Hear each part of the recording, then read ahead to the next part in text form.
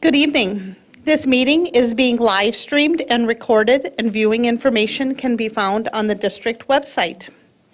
This meeting is now called to order. It is 6:35 p.m., November 2nd, 2022. Our mission is to provide a safe and caring climate and culture in which we engage, inspire, educate, prepare, and empower all learners in partnership with their surrounding community to be successful in today's and tomorrow's society. And Al, can you please lead us in the Pledge of Allegiance?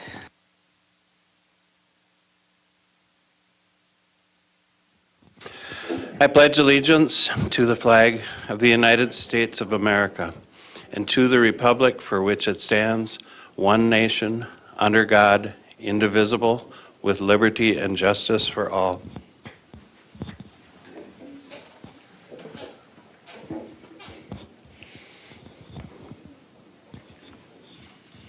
Thank you. And then can you please call roll?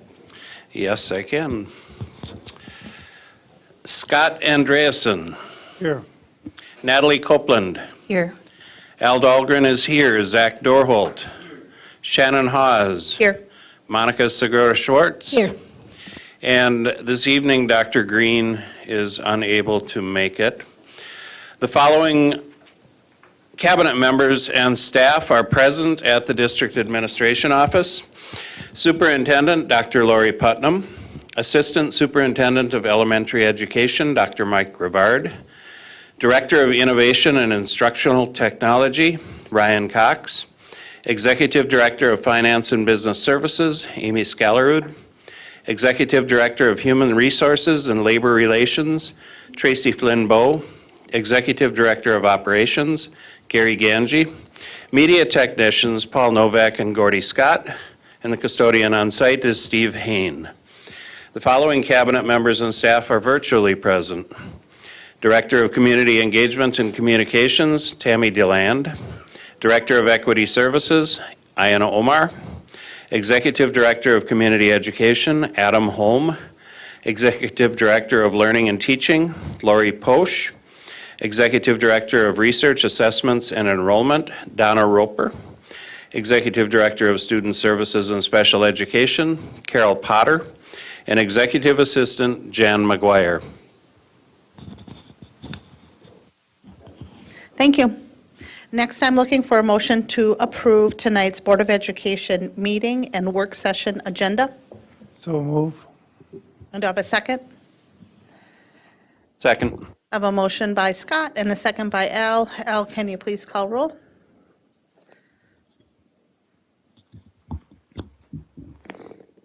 Shannon Hawes. Yes. Monica Segura-Schwartz. Yes. Scott Andreasen. Yes. Natalie Copeland. Yes. Al Dahlgren is yes. Zach Dorholt. Thank you. Next, we have the consent agenda. The consent agenda consists of non-controversial items that the board adopts routinely without debate. Any single member may remove an item from the consent agenda by requesting removal at the time the consent agenda is moved for adoption.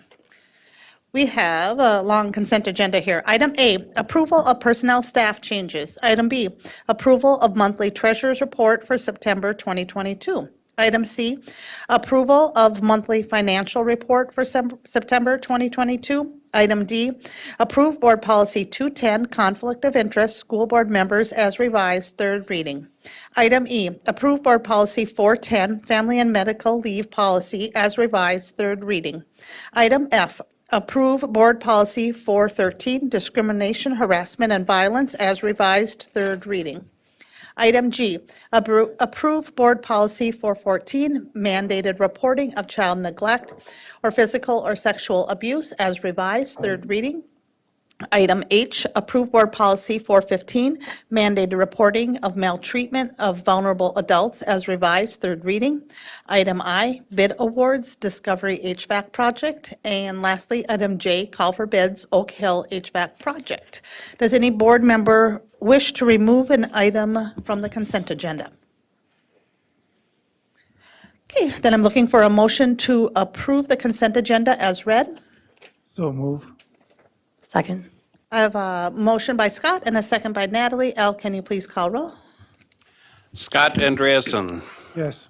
Natalie Copeland. Yes. Al Dahlgren is yes. Zach Dorholt? Shannon Hawes? Yes. Monica Segura Schwartz? Yes. All right, thank you.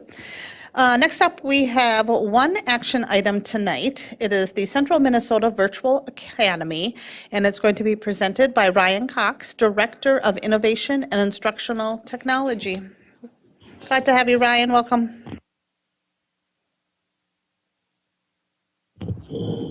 Thank you so much, Chair Hawes, Superintendent Putnam. Get on the screen here.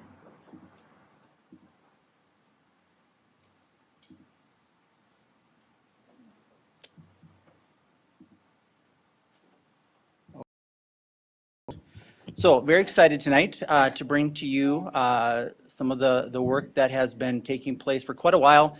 And I sit here as a representative of a group of people throughout this district, teachers, administrators, support staff, all across the gamut, looking at how we can explore this possibility to support our learners in a different and maybe more innovative way. So we are here to propose the movement forward toward a online school. This would be a separate school as part of the 742 system, and the name right now is Central Minnesota Virtual Academy. And so we chose that name because it represents kind of who 742 is as a regional hub of learning, and we want to make sure that we extend that name throughout that hub as well. So a few whys, a few backgrounds of why we might look at an online school for our students. We know that for many of our students, online learning does or does not work, and that's fine. What our mission statement says is we talk about providing opportunities for all learners in partnership with their surrounding community. And we feel like the opportunity around online school would not just support, but would exemplify that mission statement. Also, as you look at our strategic plan, we talk about positive climate and culture, instruction that produces positive outcomes, innovation, career and post-secondary education, and family community engagement. Offering this as an opportunity for some students, again, just shows our strategic plan come to life. It personifies the very words, especially as you take a look at some of the ideas down, the instruction that produces positive outcomes and innovation. So we're exploring this idea around online learning for those kids that maybe would benefit from such an opportunity. Couple whys again. These are actual statements that were made in some of the planning processes with administrators and teachers. So a couple examples of why online learning. One is provides learning opportunities for all of the learners in our district. We know that some of our students, for whatever reason, coming to an in-person brick and mortar opportunity doesn't always work the best. It can be for a whole host of reasons. It can be emotional, it can be physical, it can be health related, whatever. Providing this opportunity for online learning for those kids that may be coming to school is difficult provides them, again, that ability to stay connected and stay engaged in the learning. Flexibility for our students and for our teachers. We know that online learning does give our students and our staff opportunities to learn and teach in different formats, different times, different places. We know that learning can take place really anytime, anywhere, and offering this online opportunity, again, brings that to life. And then third, increased opportunity to participate in courses not offered in all schools. So what happens there is we may get a course, and this is just one example, we may get a course at, say, Tech and Apollo, same course. And at Tech, maybe that course has 12 students. At Apollo, that course has maybe 13 students. Under our current practices, that course likely wouldn't run in either of the buildings because we do try to keep that around that 20 student minimum as best we can. By offering this opportunity, we can actually bring those courses together to one course, allowing it to be an online environment for our students from Tech and Apollo both to be able to still have that opportunity. We also know that there are courses that maybe we can't offer at one building, but we can another. And again, those opportunities may exist. So what does this look like? Again, this has been about 2 years in the making with some research, some planning. We have talked to other districts throughout the state. We have interviewed, we've gone through questioning. We've been taking a look at some of the resources and research behind this, and this is our plan right now. So currently we are MDE approved, Minnesota Department of Education approved for the 23-24 school year. So that would be next fall. The idea behind the online learning is that it would be both comprehensive and supplemental in certain ways, okay? So what does that mean? Comprehensive for grades 6 through 8. Comprehensive learning means that it's all fully online learning. The idea being that students are full-time online students, okay? For 9 through 12, it would be both comprehensive and supplemental. And what that means is that students have the option to be full-time online students, or there might be situations where students maybe take a class or two online as whatever works best for them. So again, we chose the comprehensive only for grades 6 through 8 because the middle school schedule is not as flexible as a high school schedule. There's just not as many electives, not much in terms of those flexible choices. So, and then the supplemental, again, we've got kids who for whatever reason may need a supplemental course here or there, or may have that overlap where two courses compete and they want to take the same course. Just a little bit of background. We did send out just a real brief couple question survey to our students in grades 8 through 11, next year's 9 through 12. And while these are not binding by any means, about 40% of our kids did express some interest in online learning in some format. And you can see about 27.5% said they might be interested in supplemental, and 12.6% said they might consider comprehensive online learning. So we do feel like the students have some interest. Again, nothing binding by any means, but good to know that they're at least thinking about the possibility. What will learning look like? And that's always the question that I hear first is, what will this look like? How will this feel for our kids and for our teachers? The program that we're looking at, and as we talk to other districts that have been doing this for quite a while, they really talk strongly about the mix of both what we call asynchronous and synchronous learning. So asynchronous learning is learning where it happens not necessarily in real time. Teachers may post a video of them explaining a math concept, let's just say, and students are able to watch that and review that and practice that math problem at a time away from the teacher. The good part about that is the students can rewind, fast forward, can move that video around as needed to really meet their learning needs. The synchronous part of that is when it does take place in real time, and we want to make sure that we're having a mixture of both within this learning environment. We want to keep connected with our kids. We know that they've got real-time questions, and we want to provide that support as needed. It'll be flexible for students and teachers. Something we heard strongly from other districts was don't structure this in a way that students have to log in at certain times at all periods throughout the day. And so, because what they found out from their parents is they looked for this as a flexible opportunity, and they felt like that was maybe being taken away a little bit by saying you must log in online at this time, and then this time, and this time. So we want to keep that flexibility. And we know that for teachers, that flexibility is also an opportunity, that they are able to provide instruction at different times. We really believe strongly in a commitment to building this community. We do not want our students ever to feel like they're isolated or by themselves, or not feeling there's a connection to 742. And so we've talked to the districts again, and they've done things for online kids to be able to stay connected. They've done activities. They've gotten together for chats. Those kind of fun things that some of the kids get to experience. So we want to build that community. Something the middle schools talked about is they really want to maintain their teaming environment. The middle schools do a lot of teaming within the middle school programming, and the principals there have talked about they want to keep that teaming as something that's really important to the program. And then finally, consistent feedback from families. That's really important. We want to make sure we're hearing from our families. If that means it's reach outs, if that means it's Google Meets where families can come in and give some information about how it's going and questions they may have, that's really important as well. So what have our kids told us? So I had an opportunity last week to visit with some students at our high schools, and I'll be doing this again on Monday, I believe it is, of next week, getting a chance to really visit. And I came to them with a couple questions.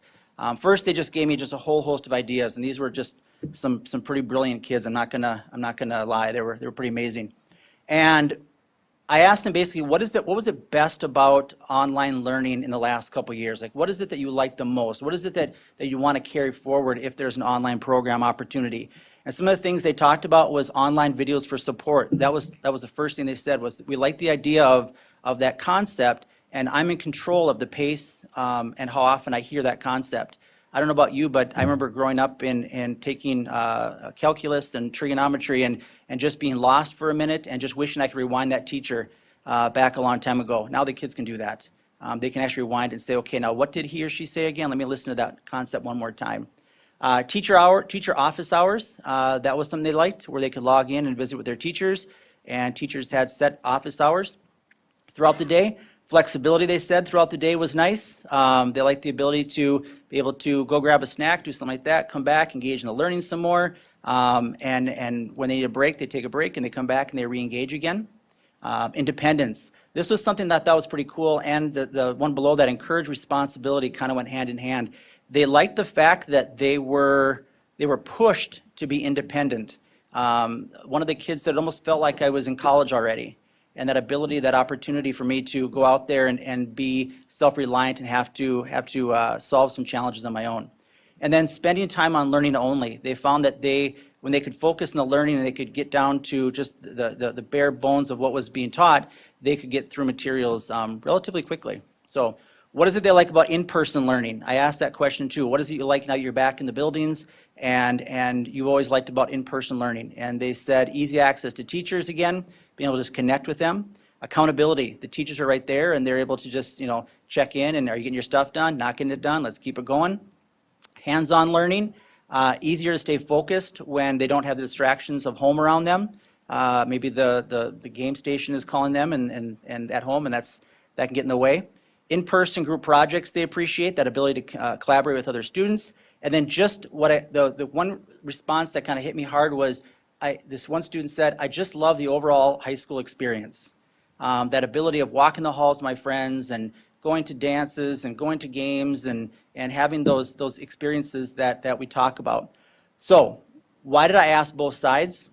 Because our job then is to take the best of both worlds, the very, very best that we can, and bring those ideas together to make the Central Minnesota Virtual Academy. Take those pieces from online learning that the students said they like, take those pieces the very best we can from in-person learning and not lose those as we go to an online environment and work on how we can weave those pieces together. So finally, next steps.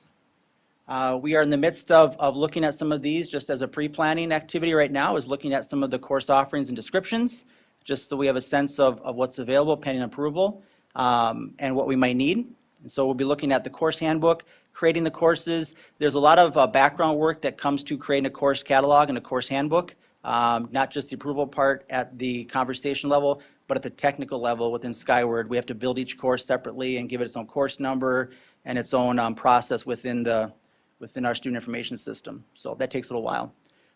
Develop a program summary for interested families. We'll be taking a look at how do we share this information with our families in a way that makes sense to them.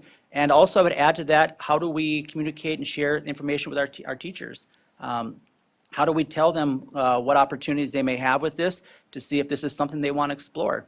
We're looking at ways that we can do this efficiently. And so we may have a teacher, it's possible, we may have a teacher that teaches maybe grades or periods 1, 2, 3 with a brick and mortar schedule with the kids right there in class, and maybe their next period is online. And during that time, they're recording their lesson, they're having office hours. We heard that from kids, being able to chat with kids virtually, answering questions via our LMS, our learning management system. So, but how do we share that information with our stakeholders?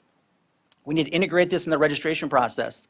And believe it or not, but that's right around the corner. I know it feels like it's still the beginning of the year, but we are already in the midst of planning for registration for 23-24. So this gets integrated. Once the students register then, staffing allocations, like always, are based on student requests. And so we will do our scheduling and our staffing piece with Tracy and her team and principals, looking at where teachers will be working.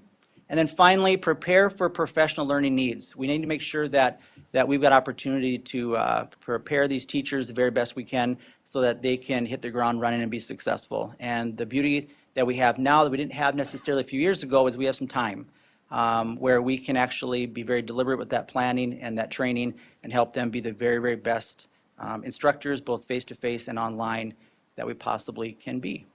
It's a lot of information quickly. Questions of me or each other? Scott, and then Al. Well, as I understand that most kids did better in school than online. I would say so. I would say a majority. I don't know the numbers. And the great part about this opportunity is for those kids that in-person learning is the best model for them, it's still there. Full disclosure, I've got a 13-year-old at South, and I asked him, hey, would you want to do online learning? He's like, no, I want to be face-to-face with my friends, and perfect, do that. And he had a good experience with online, but he likes the in-person learning, and that's great. Some of our kids, though, historically and currently have struggled with in-person learning, and we want to provide that opportunity for them as well. Okay, so whatever their strength, we got something for them then. That's our goal. Our goal is to provide, to be the district for every student. Yep. You were talking about integrated registration. Now, what is involved? Sure. So we are very fortunate to have a very strong group of school counselors in our secondaries especially. And we've met with them already as like, what if this was to move forward? What do you think registration might look like for you? And they are coming together as a team to develop the plan that works best for the kids, because ultimately that's what they're here for. The plan that they're working toward, they've admitted and said, this will be probably a little more work for us, but it's what's right, I believe was the phrase that I heard a couple of times from our counselors. And so we're developing a course handbook that is separate from the brick and mortar, we call it, or BAM, the traditional course handbook. Why we're doing it separate is so a student doesn't accidentally register for the wrong course. They see econ and they're going to sign up for economics and they grab the wrong course number and make a mistake. So we're doing two separate ones, keep them separate. That'll be part of that registration process. Our students will register and then we'll start taking a look at the online needs and demands from there and then build the schedule around that. So it's going to be done mostly through the guidance office rather than through the Welcome Center? Yes, our registration for our existing students is always done through the school counseling offices at the various schools, yes. With the assistance of our administrators in the buildings, yes. Okay, now, apparently they have the option of doing just strictly online, Yes, that's the comprehensive plan. and that is probably fewer percentage than the supplemental. Historically, other districts we talked to said that a majority of their students are supplemental, but there are some that are comprehensive, yep. You mentioned other districts. Do we have other districts using the open enrollment to intrude into our district? The online system is really open enrollment throughout the state. So districts can open enroll students from St. Cloud. We can open enroll students from other districts here, absolutely. So that happens throughout every district, yes. Okay, so we have some districts from, say, the Twin Cities or Duluth that are actually taking our kids already. We have districts and online programs that can, sure, yep. Students can unenroll and go to an online program that's approved by the Department of Ed throughout the state of Minnesota, yes. So this is sort of in response to what they're doing to us. I guess I prefer to look at it as I'm a parent, I'm a spouse of a district employee, I'm an employee, a longtime employee of the district. I guess I'm really looking out what's best for our kids, and what we heard was this is an opportunity. So it's really about our kids. Okay. How much interaction have you had with the other districts in our area? Do they have the resources that we have to put something like this in? That I can't speak to. I can't speak to other district's resources. I mean, the tech directors and I from the area, we do check-ins just to kind of help each other out, to kind of share ideas, but to speak to another district, that I can't answer, I'm sorry. Okay. So the idea is for our district to become the regional hub.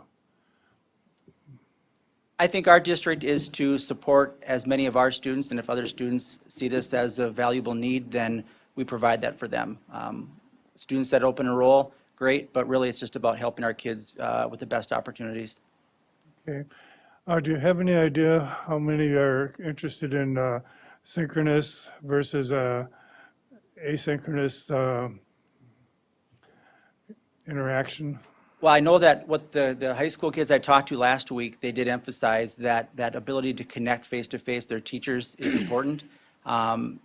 What research shows around online learning is a healthy balance of both.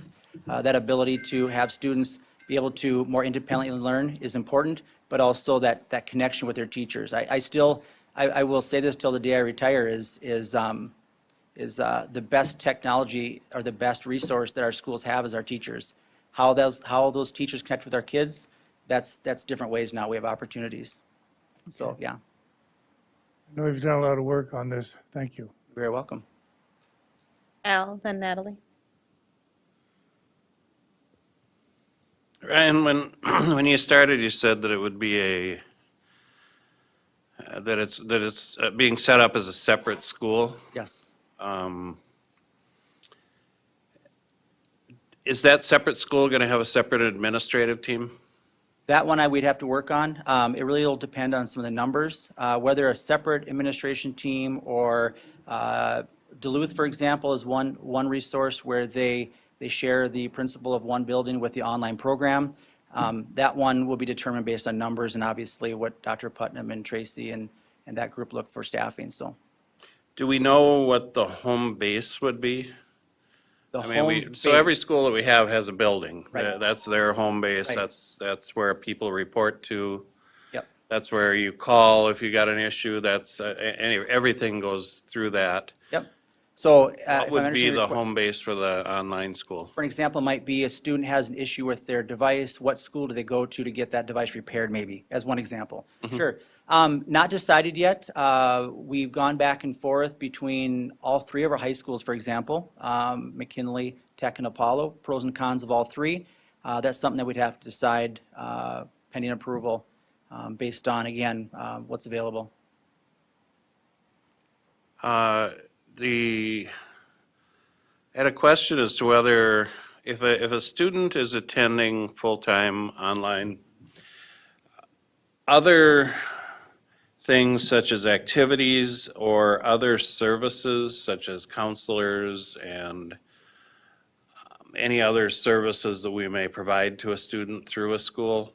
Absolutely. Students that are either comprehensive or supplemental are fully eligible for activities. They want to be in the play, a sport, speech, Would absolutely. there, and again, that kind of goes back to the home base question, it but does. where? And that's Would the it be part- their we've talked about choice that or part too, our yeah. choice? Or- Again, we've got some conversations around that piece to happen yet. But yes, that was one of the pieces we talked about was if the home base is determined to be Apollo, does that mean I play for Apollo Sports? Does that mean I play for Tech? Is it Crush? Yeah. And a third scenario is if a student from outside our district would enroll in our online school, would they be participating in activities in our district or their home base district? I don't know that Currently, either, we so. are looking at for out-of-district students to be comprehensive only, which would mean they'd fully enroll in our district. So they would be members of St. Cloud Area School District, and they would participate in our activities, Okay. yes. Yeah. Okay. There are districts that do allow supplemental, if I'm a student here and I want to take it to their district, but we're not prepared for that yet. We got some work to do yet, if we want to go that route. Okay. Let's see, full day partner, what was that? I don't know, I don't remember my question there. All right. Overall achievement through online has been impacted negatively nationally. I mean, just test scores, we've seen a fall in test scores since COVID when we had so many students that were enrolled online. How do we avoid that situation, so someone who would enroll full-time online? And I'm not as concerned, I think I can see it as a real benefit for I want to take this course. Supplemental, sure. Supplemental, Sure, yeah. and so I'm in school full-time during the day, but there's an extra course I want to take and I want to do it online. That I can see, but when a student enrolls full-time online, they'll be assessed as students would that are attending school, correct? Correct. And what if we see that student isn't achieving Sure. the way we would want them? How do we address that? Do we remove them from the online school program? Do we support them in different ways?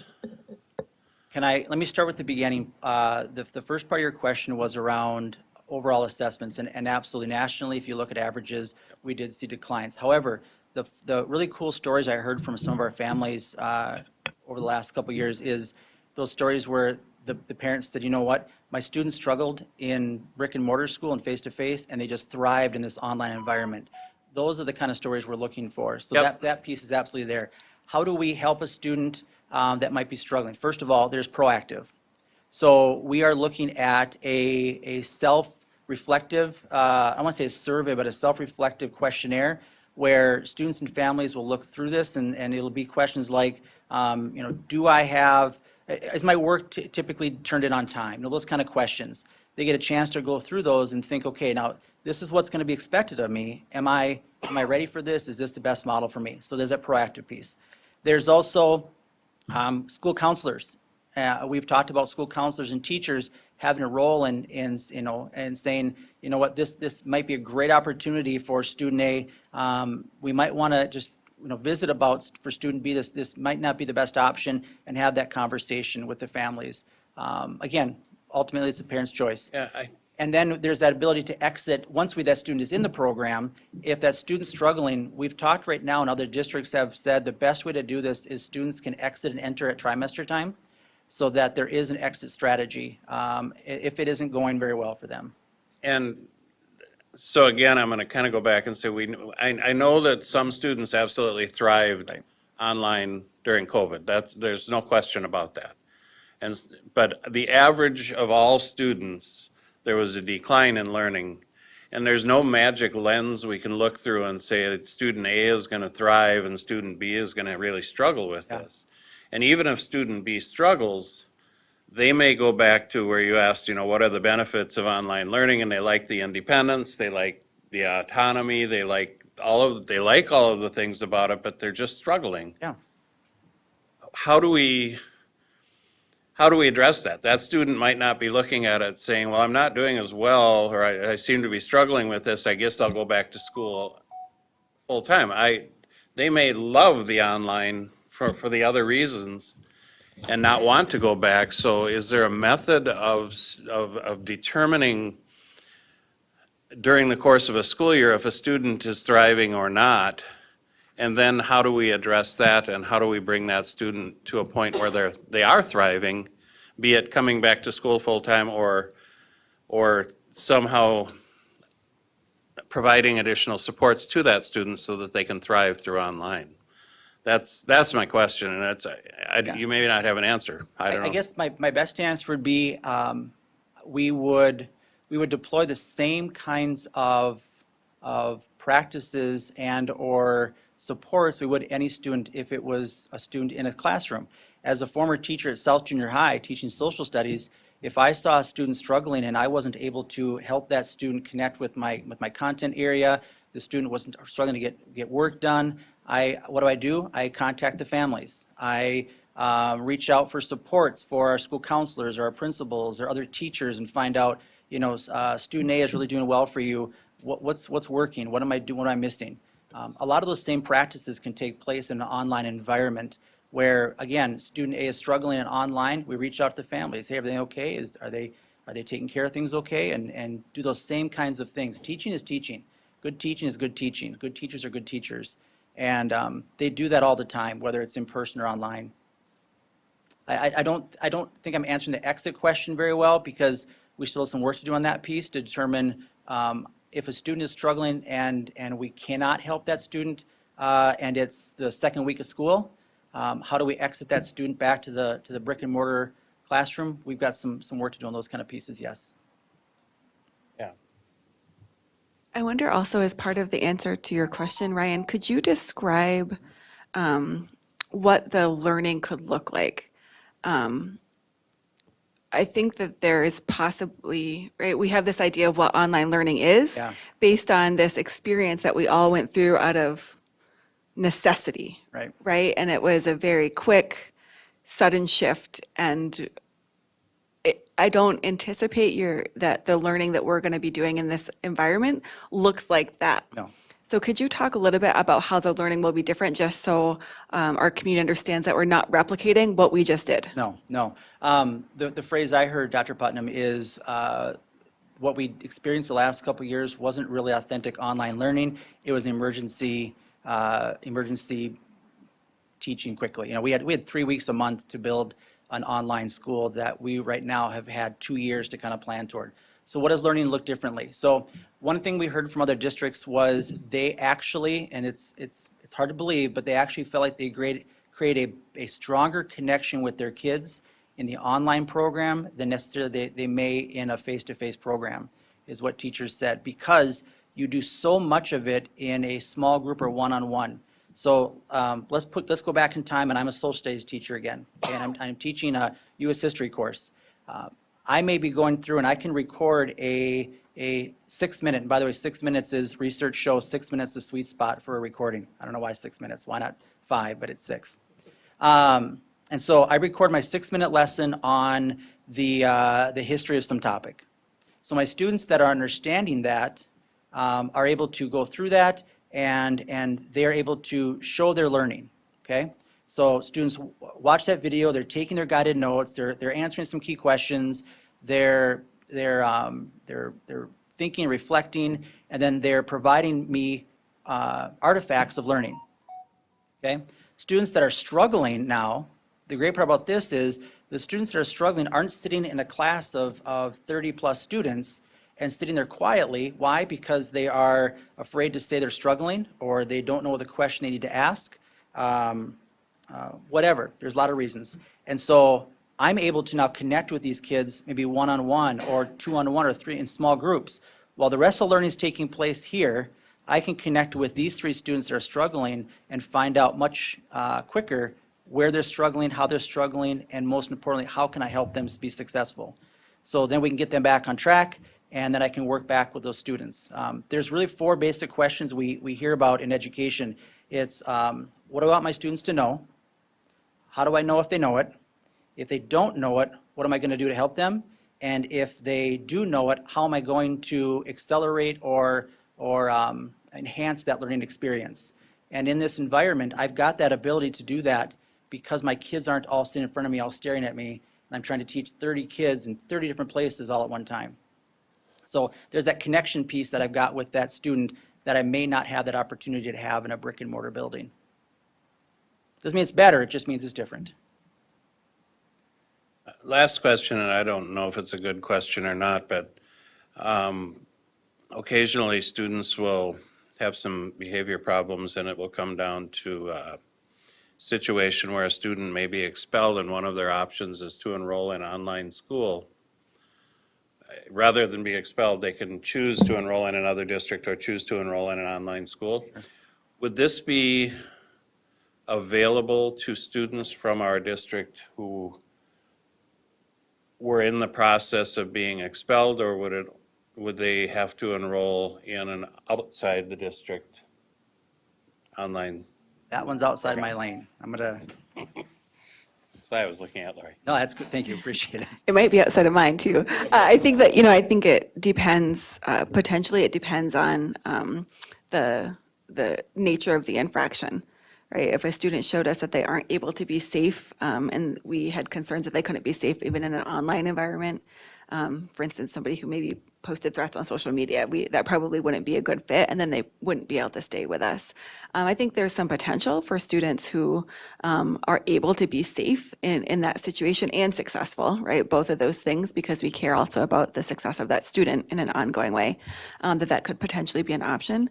But I want to put a little asterisk in that and say I want to be able to talk with our district lawyer to make sure I'm giving the right response. Thank you. Thank you. Yeah, thanks, Ryan. I know this is the second time I've heard this, and it's still exciting.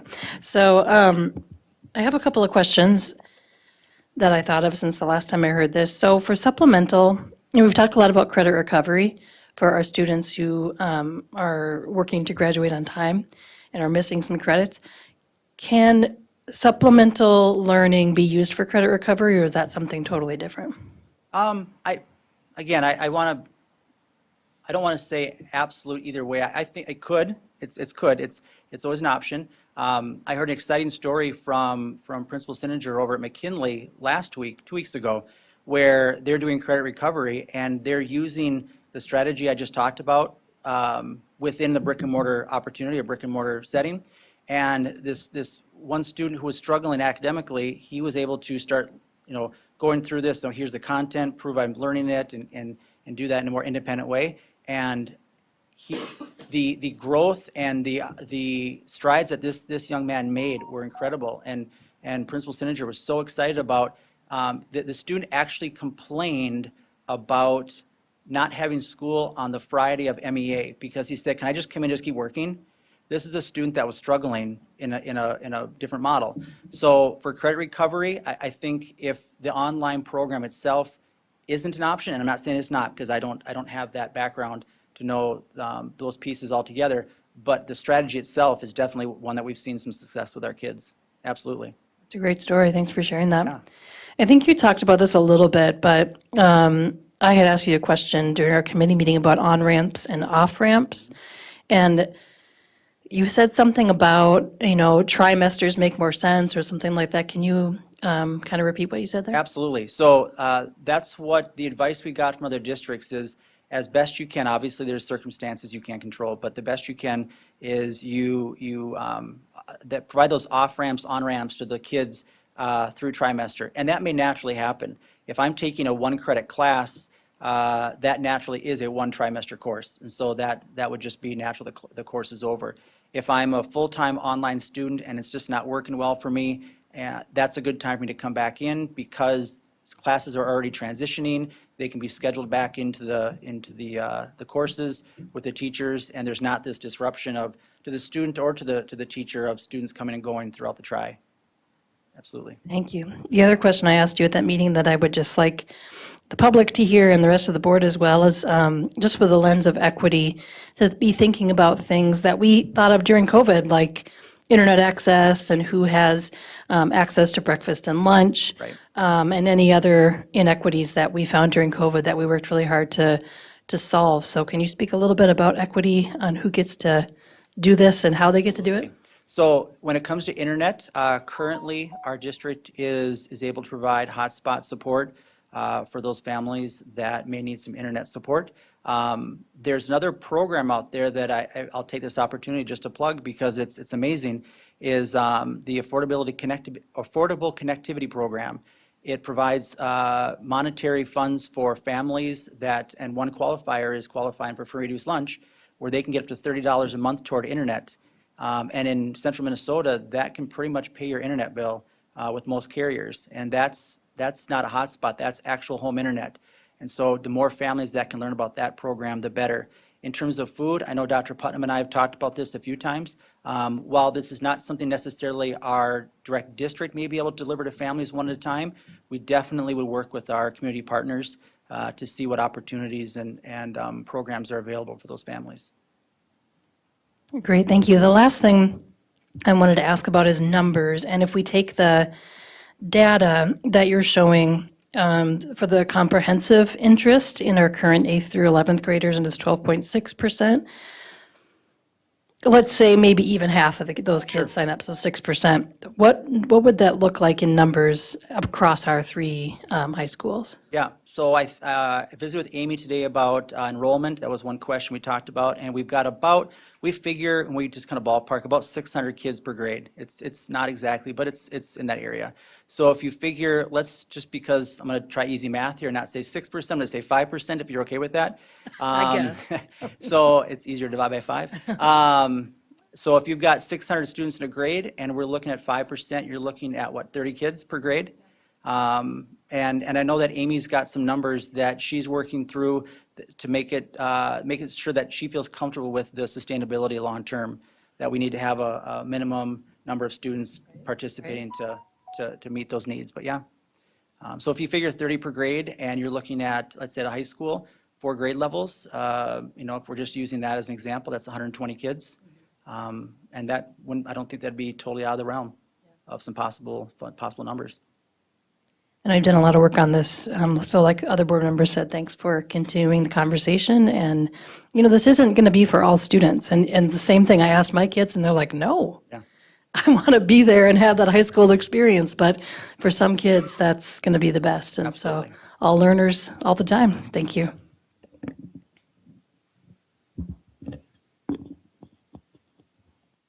This is really exciting, but at the same time, I get overwhelmed thinking about how this is going to work, especially at the entry level when we're going to have smaller numbers to start out with. So I appreciate the Central Minnesota Virtual Academy concept to hopefully cast a wider net. But I think if you had 30 kids at one of our high schools, they would be going in all different directions of, what math class they want. And, I want an art class, I want creative writing, I don't want this. Although freshman year seems pretty standardized, how do you make that work? Or how do you start? Start lean is kind of the best we can. I believe the whole idea of start lean and grow from there. And so one of the pieces that our other districts told us is the idea of adjuncts I mentioned. So it's not that we are necessarily hiring online teachers, full-time online teachers. We don't know those numbers yet, but we do have teachers that have expressed interest in this already, that already exist in our system. And we look forward to those teachers that may want to, what I call, dip their toe in the water a little bit, maybe try an online class. That's the adjunct term comes from. And so we start lean. We don't know the numbers, but we will know the numbers before we staff.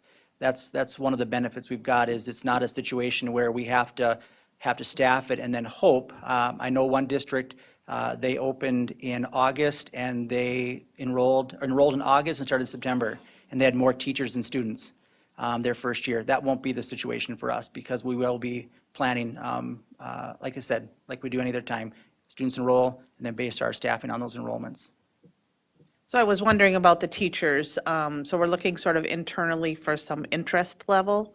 Yeah, and And we've they had could- some already, absolutely. Yep, we've had yeah. some folks reach out and say, hey, I'd like to try this. I'd like Okay. to, I really enjoyed the opportunity to, again, emergency online learning last couple years, but I'd like to try this again. And they found value too, and they Yeah, thrived, yeah, I can imagine that. Yeah, this is exciting. Thank you, because I know it's not easy work going in. So I'm just going to have, if Lori could clarify what motion, what she'd like in the motion that we're voting Right, on here. yeah. Because what are we authorizing? So you would be, what we are asking is for approval from the school board to move forward with registration to gather interest for the Central Minnesota Virtual Academy, the 612 model as has been described. And the name? So I would move that we approve the name Central Minnesota Virtual Academy, and that we give permission to the administration to move forward with registration and collecting data on interest in the Central Minnesota Online Virtual Academy. Second. Okay, I have a motion by Al, a second by Natalie. Any further discussion?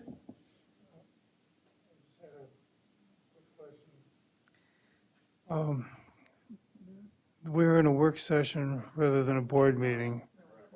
Yep, we're up at the top. Oh, you're right. Okay, no problem. But that was a good catch if we were, so appreciate that. So Al, can you please call roll? Oh, Monica? So we have two motions on the table No, one. to approve the what? The name and the program? They were included in the same motion. Okay. Motion. Repeat the motion. Okay. Repeat the motion. Oh, that was painful. The motion is to approve the It name was good. Central Minnesota Virtual Academy, and to give the administration permission to move forward with registration to measure the interest in providing an online academy. Well done. Okay. Monica? Can you speak a little bit more about the name? Sorry, I shut down. The name, we talked a lot about the name, and we really wanted this to feel like what it is, which is an extension of St. Cloud as a Central Minnesota learning community. And so the idea of it being the Central Minnesota Virtual Academy, it allows, or it, I guess allows this part of the state to know that this is something that they can belong to. It's not just for St. Cloud area students, although that is obviously and always will be our priority. But if there's a student in a surrounding area that is looking for this opportunity and we can provide that support for them, we want them to know that they are part of the Central Minnesota Virtual Academy.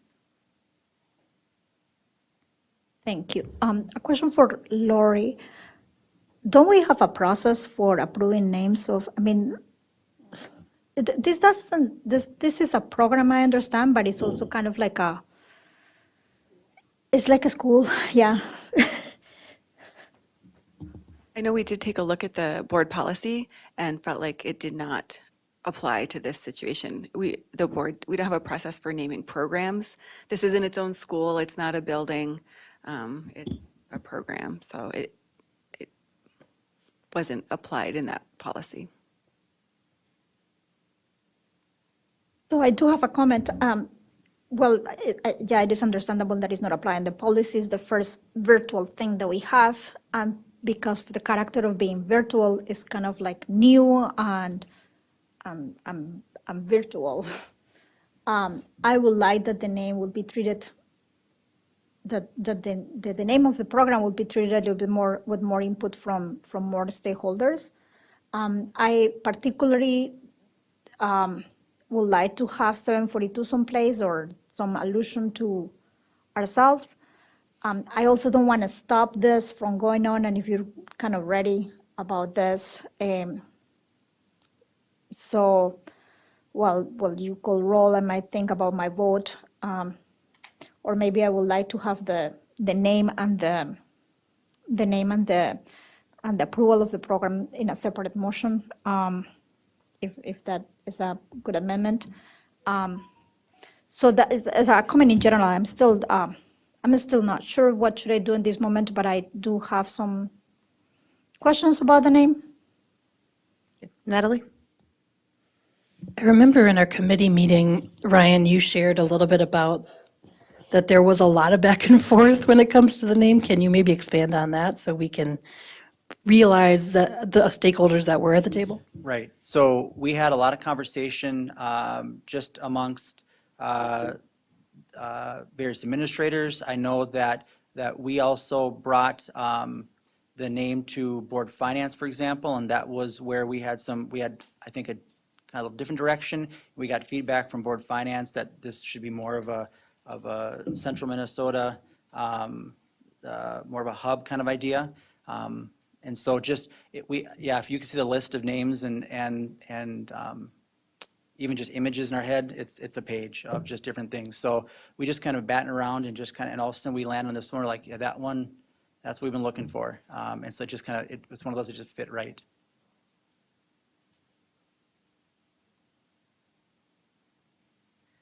Okay.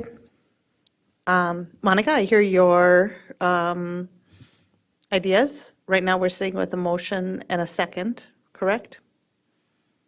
I don't remember. I know you motioned. Who second? Natalie, okay. If anybody wants to do anything else with the motion, the second, otherwise, we're Natalie, thank you. So the options are to go ahead with this motion and second, or withdraw that motion, and in hearing Monica's desire to have the going ahead maybe separate from the name, I think is what I was hearing Monica say. So we could withdraw this motion and make it two separate, if that would make the board feel more ready to vote. I'm fine with what we're doing now, but just saying that as an option. And so I would third that I'm fine with what we're doing now. Scott? I'm also fine with what we're doing now. The name was so important that we really did go over it in both finance and, the name is key. And I think we hit a good one. I think it's a good name. We did good. So I'm willing to go ahead with it. Agree with Lori, it's more of a program than, it's not a school. It's not a physical building that the community is investing millions of dollars in that we're going to attach a permanent name to that's going to last for hundreds of years. It's a program, and we could very easily change the name of that program if we needed to. And there's no investment behind that name other than the program that we're building. So I see it as a little different than a facility name situation. But I'm fine with moving forward with the motion in the second as is. And He nodded. Okay. Okay, so Al, can you please call roll? Al Dahlgren is yes. Natalie Copeland? yes. Al Dahlgren is yes. Natalie Copeland? Yes. Scott Andreasen? Yes, Shannon Haas? Yes. Monica Segura Schwartz? Yes, but Zach Dorholt? Thank you. Okay, thanks. Ryan, appreciate it.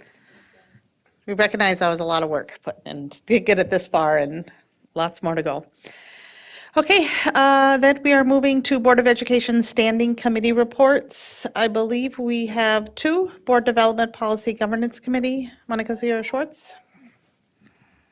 yes, wait a second. So in Board Development Policy and Governance Committee, we review, that was October 25th, we review policies 524, 705, 720, and 722, and they are all coming up in our work session.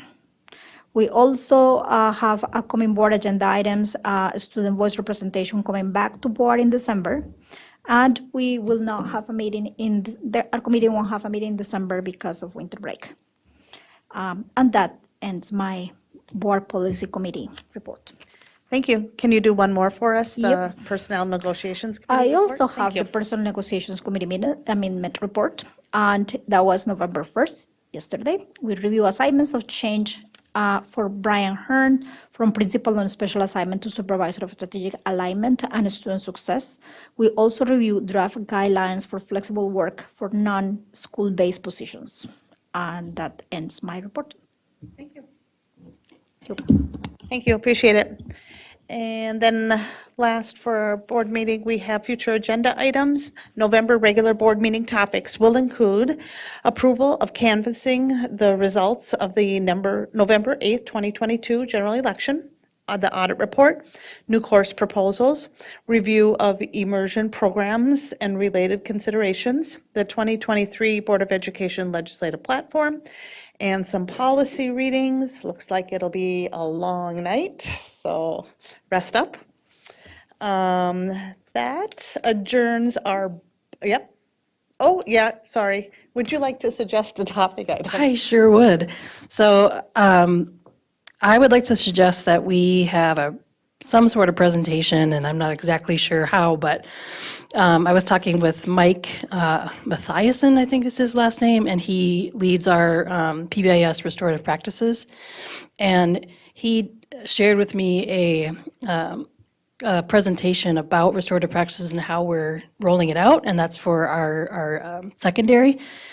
And then conscious discipline is K-5. So because this aligns with the topic we have discussed a lot, which is our suspension rates and trying to get those to be lower.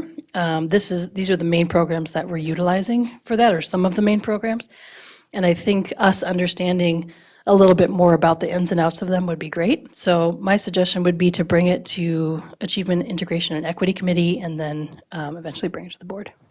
We've heard a little bit of talk, but not a standalone subject, but what agenda item would we have heard about these topics?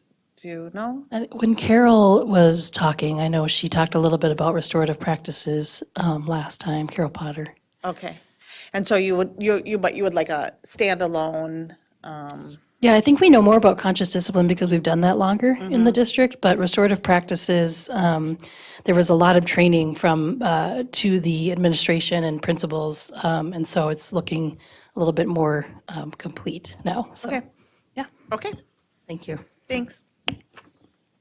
So meeting is adjourned. It is 7:35 PM, and we are opening up the Board of Education work session. Thank you for waiting patiently back there. We have some presenters tonight. Next, the first item is Minnesota State High School League MSHSL report.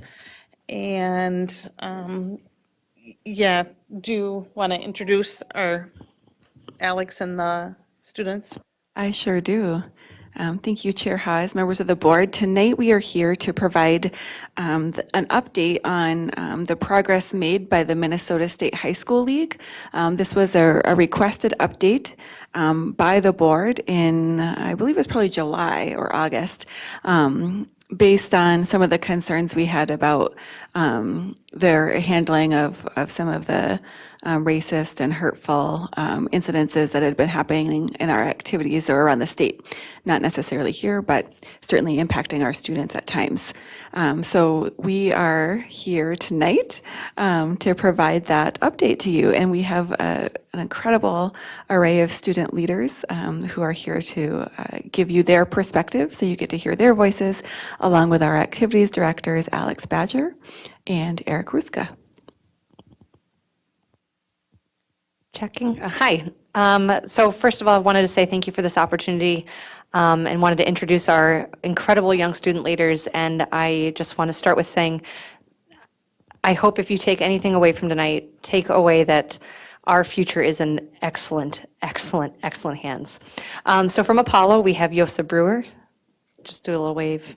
Cece McNair, Brianna Stevie, Bengali Kaba, Warren Knutson, and Cardin Pham. From Tech, we have Zamzam Hashi, Julia Lohr, and Amin Adin. And I think I'm going to forget something, so apologies. Soccer, cross country, swim and dive, track and field, dance, volleyball. I'm already forgetting things. Speech, softball, all three music programs, orchestra, choir, band. We have our student president and vice president here. We have WEACT, GSA. I am forgetting 1,000 things. I'm so sorry. And so what we wanted to do is we wanted to start by reading a couple questions that we've prepared for you and then offer you all an opportunity to ask them any questions. Many of our students have prepared statements so that they can just share with you their experiences about what it's like to be involved in activities in our district and in our state. So just to start our questions, so students, to what extent do you feel that the Minnesota State High School League has carried out its promises, and those promises being to organize student groups to develop a model student code of conduct for all schools, to convene a student conference through the Minnesota State High School League, involving student leaders in athletics, fine arts, and other activities to raise awareness about bullying, gender, race, and other issues that assist in the development of tools for all schools, identify and provide resources to assist schools and administrators in planning, preparing, and implementing best practices to address and eliminate these harmful behaviors. Students, you're welcome to speak in any order. Just turn on the microphones before you do.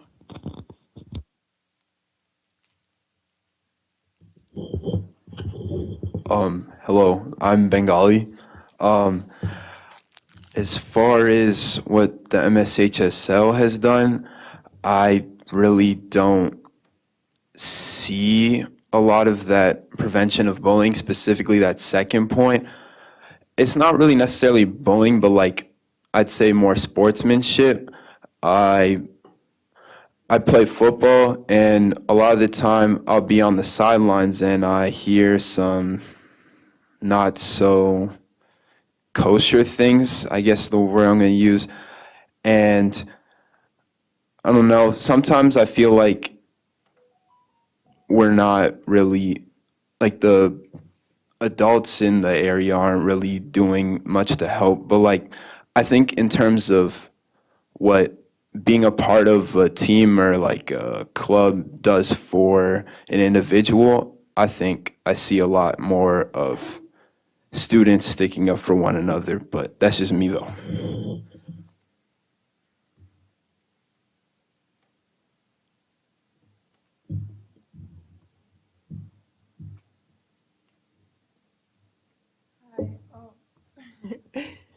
Hi, I'm Brianna. I partially agree with Bengali. I do think that the MSHSL is doing their best to like provide schools with these like set rules, as you may call them. But I feel as though the schools need to be the ones to promote and provide all of these set rules to their students, staff, and coaching. So I do think that it's well, especially for secondary schools, Tech and Apollo really need to educate all of the coaches and students too. So.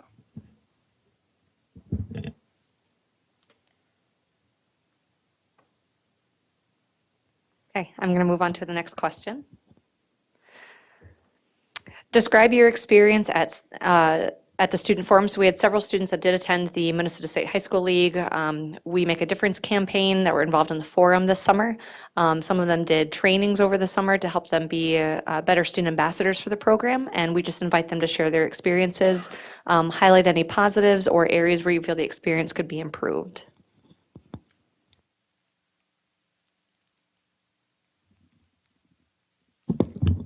Is it on? Okay. Hi, I'm Sam. I got to attend the Worldwide Cafe, and I found it very interesting hearing how you can relate so much to other schools when it comes to like crosstown rivals and how like difficult it can be to like kind of combine into like one specific team because you'll have like some kids on online schools that used to attend like a crosstown rival, but they go to the other school now. So it's like they kind of see like the negative energy in the way they talk about each other, which is kind of disappointing. But another positive that I found was the way that other schools respond to certain stuff like that. I know like Sock Center, like for bullying, they have like an anti-bullying team where it's like a group of students that are leaders, and they basically, if a student wants to come to them anonymously and report something, then they would go on to administration instead of, you know, like being like students who are scared to like approach administration about certain things, which I found was pretty cool.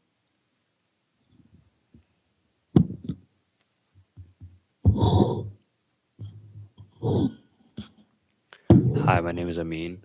So I attended, I'm not sure what it was called. I think it was like a World Cafe, but it was during school. And I just appreciate how they can bring students together because student voice, like everybody has ideas, but when they all bring them together, it's like you see how everybody's working towards the same goal, but people have different roles that they take. And different schools have different approaches, but I like how we can all bring our ideas together and then it can just like help others see more and they're like, okay, I see that idea now. I want to try something new, you know? And it just helps to have people who speak up and then to motivate others to do better. And it was just a lot of student voice that was, you know, very inspirational to me.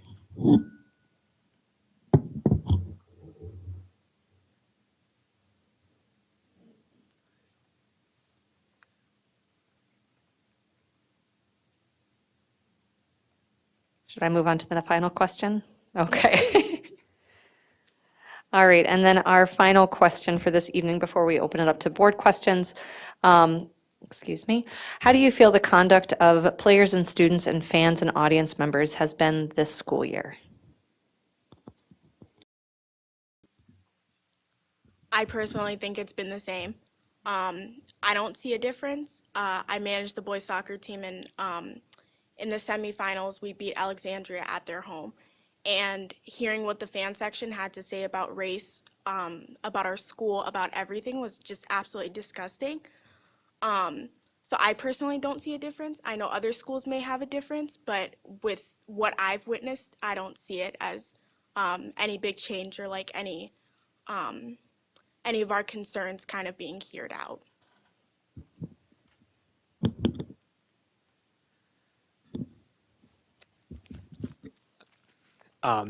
My name's Warren.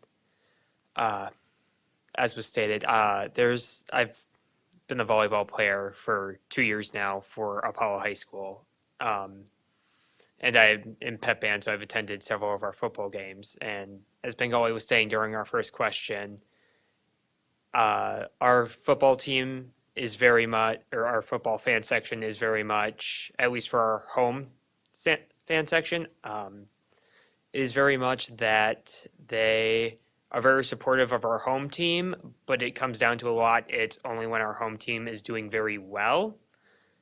The second we start going more towards losing or doing badly versus the opposing team, it definitely turns more towards our home section will partially harass the opposing team. And this is both while we're doing well and while we're losing, but also they sort of start harassing our own home football team while we're losing. And it's not necessarily our entire fan section, but it can be part of them. And this also bleeds over into the volleyball fan sections I've heard from, not only opposing schools, but also our home school. Our home fan section gets very aggressive and very agitated if our team is not doing well and they believe our team has more they should be committing to or more effort they can put forward and they believe it's not happening. So they start basically shouting at the team during the varsity matches, saying that they need to pull it together and stop losing. And then the opposing fan sections have been just downright cruel to multiple team members I've had throughout the past 2 years on the varsity team. I have faced my fair share of discretion and disrespect shouted at me, and I know I have very strong teammates behind me, but it's not helpful when not only your own fan section, but also the opposing fan sections participate in it. I know everyone might have a different take on it, but since we all want to solve problems, it's nice to hear that there's like, maybe it's not nice to hear, but it's like we can see the issues when people speak out and they say there's this problem, there's that problem. But I just personally, I want to speak on like the good things that I've seen because for the tech football team, we haven't won since like my freshman year, you know? And now I'm about to graduate. I'm like, are we going to win a game before I leave? So I'm watching all these football games and every one of them I go to is like a home game. There's a lot of people there. And then every game that we lost, there was always just a bunch of students there like, we still love you, and they were like supporting their team. And I was like, it was nice to see that, especially when they came together for the Apollo game and we won. And you know, it's when people win, we get even more hype, but they were still supporting us in every game that even when we were losing. And when it comes to volleyball, I didn't really see any like negativity. There was like the our fan section, the other fan section, they were doing like push-up competitions, and it was just a bunch of like good behavior back and forth, you know. So that's just what I seen, but I'm not sure. I'm pretty sure there's problems in other places, but it's nice to see when there's like good sportsmanship between different schools. My name is Cecilia. I would have to say that answering this question, I have been really impressed with our Apollo fan section. I also am there at the football games watching us, and I have to say we do take a lot of negativity. I think a lot of it, which is unfortunate to see, comes from a lot of our parents and the adults around us. It is extremely disappointing when we hear parents around us say, you're not as good, or you're not doing very well, and just lots of negative comments. I think our students at these things, we do our best to keep our heads up and to try to block out that. But it can be very influential. You know, I've heard parents that I'm sitting next to, whether their kids go to Apollo or not, just say some not amazing things about the students playing when it really is just a game, and we don't need to focus on how, you know, it's a high school football game. It is hard to lose a lot. I think it definitely brings us together more, and I definitely think that it makes us all a little bit stronger, and it can be tough to keep thinking that it's just a game, you know, and to keep going. I think they've really done a good job of that this year. I would like to see our parents and even alumni come together more to have some more pride for Apollo, because I know I have a lot of it and a lot of students around us have a lot of it, but it's really hard when the adults around you don't support that same pride. On the same sort of thing Cecilia was talking about,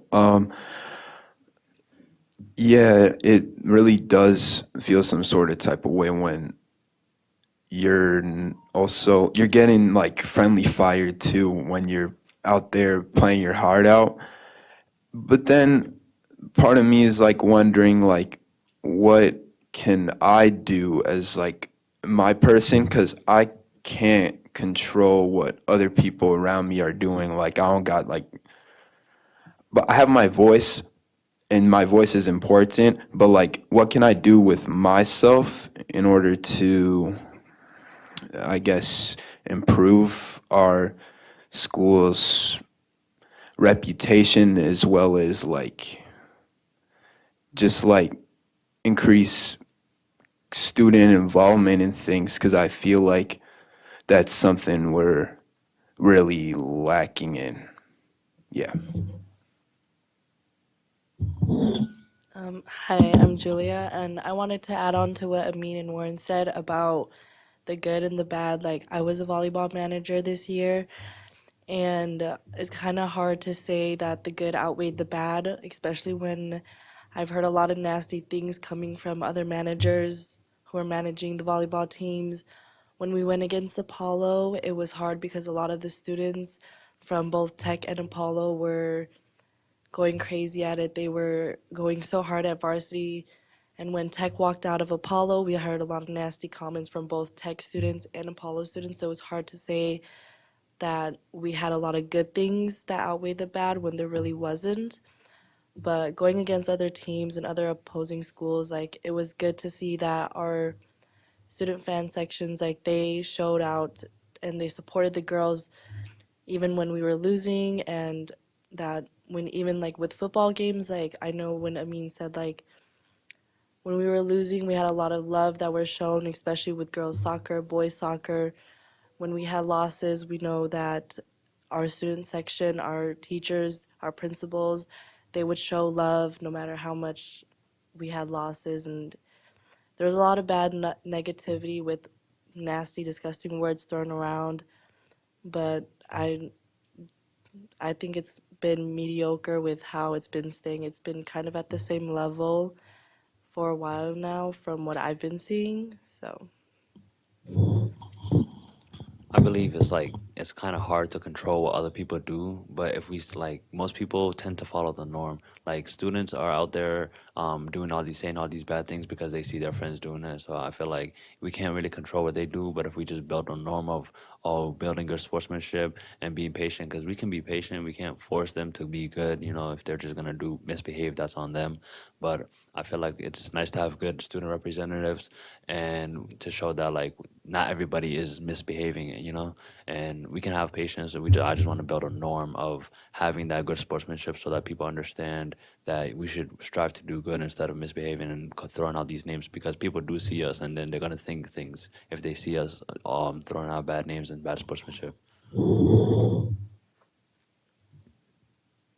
Not so much Minnesota State High School League wise, but in our own district, we have crosstown rivals. Like South and North are crosstown rivals, and then we have Tech and Apollo, like the big dogs of the house, Um, from all the teams that I've ever like when I'd manage a sport, from all the teams that I've ever like the games that are the most intense are our crosstown rivals.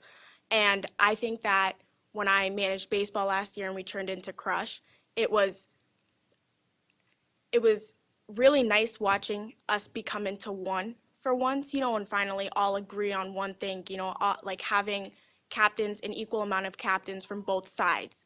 And it's kind of sad knowing that from what I've witnessed personally, most of like the hate in the fan sections and everything usually come from crosstown rivals. And I can't sit here and be like, oh, Tech has never done anything like that. Like Tech is pretty nasty in fan sections sometimes. So it's like, but like when we look at the positive side and we see Crush Sports thriving and doing so well, I think that every problem has a solution. I think that we just have not found ours yet. That's a quote, write that down.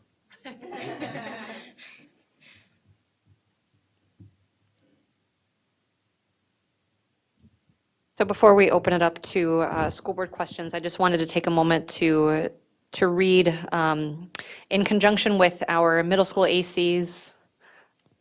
Were you going to say something, sweetie? You can go if it's okay. Okay. We worked together and we also got feedback from these wonderful student leaders about how we can make sure that this is implemented and, helping form these words. So this is something that we are planning to read before all of our contests.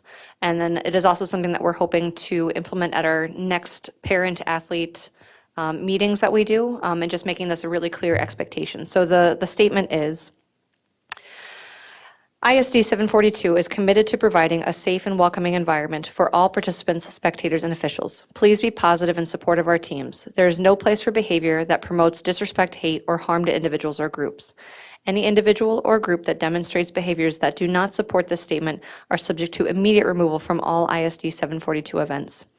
As a reminder, ISD 742 spectator expectations include be positive, be about your team, be respectful of all players, fans, opponents, and game personnel, no taunting or personal attacks towards players, coaches, or officials, no profanity, animal sounds, or other potentially insensitive noises, no politically, racially, culturally, or sexually charged language. It is our expectation that everyone in attendance positively supports their team and demonstrates sportsmanship. Behaviors that do not align with our core values, are not respectful and inclusive, promote hate or harm, or involve racial or sexual remarks will not be tolerated and can result in immediate removal from all events. Together, we can create a positive environment for all. Together, we can make a difference. I have a question. So I like it all, but would it be said before the Star Spangled Banner? Yes. Okay, cool. At soccer games, they read something from the Minnesota State High School League, and it has a lot of stuff along those lines, and nothing in the fan section has changed. So what do you guys think is And that's why we're hoping to implement this at some of our parent meetings, and just it's an ongoing process. And I would love to say that we can fix racism, sexism, transphobia overnight, but it's just the two of us, and we're doing the very best we can to make sure that the community knows our values and what we're about. These are incredible young adults they've all prepared statements. They've all have experiences they're willing to share. I'd now like to open it up to the board if you have any questions for these incredible, incredible young adults. Monica? And then Natalie? Thank you so much for being here and for talking to us, and this is really, really great. I really, really appreciate what you have shared with us and your experience. My question goes more for that statement. So you said that the statement came actually from them, right? A combination. So shout out to Megan Chatterton. She reviewed some other district statements. And then when our group met together, Bengali wasn't there, unfortunately. He's a full-time PSEO student. When our students met together, in preparation for this meeting, I asked, how can we make sure that this has a great impact? Is there anything that you'd like to change? I think the one comment was making sure that we also address bigotry in the statement, and I think those were and CC had a great question about making sure that our core values are explicitly stated, and that's where the very explicit, expectations came into that. So I love the statement, but I would like it to have some teeth. Teeth. I mean, I'm with the students when they say, okay, they say something like that and nothing happens. And the statement states that it will not be tolerated. So my question to all of us is, what can we do to enforce they will not be tolerated? And I don't know what can we do, actually. And by the way, I'm just saying this, agreeing with you, but at this moment, I don't really know what we can do. I don't know if we can stop the game. And if we do something like stopping the game, I can imagine everybody coming down to the game and, I don't know, if they say the things that you're sharing, I can see a lot of people very angry if you stop a game. So not suggesting that that's one of the things to do, or maybe I am, but I wonder what can be done that enforces what the statement says. we've talked about this a lot. We've done a few things. The statement directly says you will be removed from the game. So as we're alerted to it, as we hear it, we have yet to do it, partly because this is, so that's our full intent, is to remove parents, fans, whatever it might be, that can't abide by what we're saying we're valuing. I know other area schools have gone as far as suspending kids from all attending any event. And I think that's another option where we go, sorry, if you can't behave now, we're not going to allow you back in for future events either. So that's something that we've all looked at. But yeah, I agree. I think there has to be some teeth, and I think they all feel that pressure as well, because especially as players go, I'm thinking of indoor sports especially, they can hear exactly what the fans are saying and the parents are saying and whatever else. And again, we want to make sure that we're upholding. Sometimes my ears aren't that great. So, I mean, we rely on a community of people to kind of alert us and help us enforce. And hopefully that self-enforcement ends up where we don't have to remove people. So I like what you're saying, and it is something extremely hard to enforce. It's really, really hard to enforce. It's like really hard to be, I mean, it's hard to police. Like, who are you policing to see, unless you know the voice of a person, to know that person, that was the person that said it. It's really extremely hard to police. And I will encourage you to keep thinking about it, and to keep you guys thinking about it. How are you going to encourage your own peers to, what kind of talk we need to have? I mean, talks are really boring, and out of boredom, people actually start thinking and not doing stuff.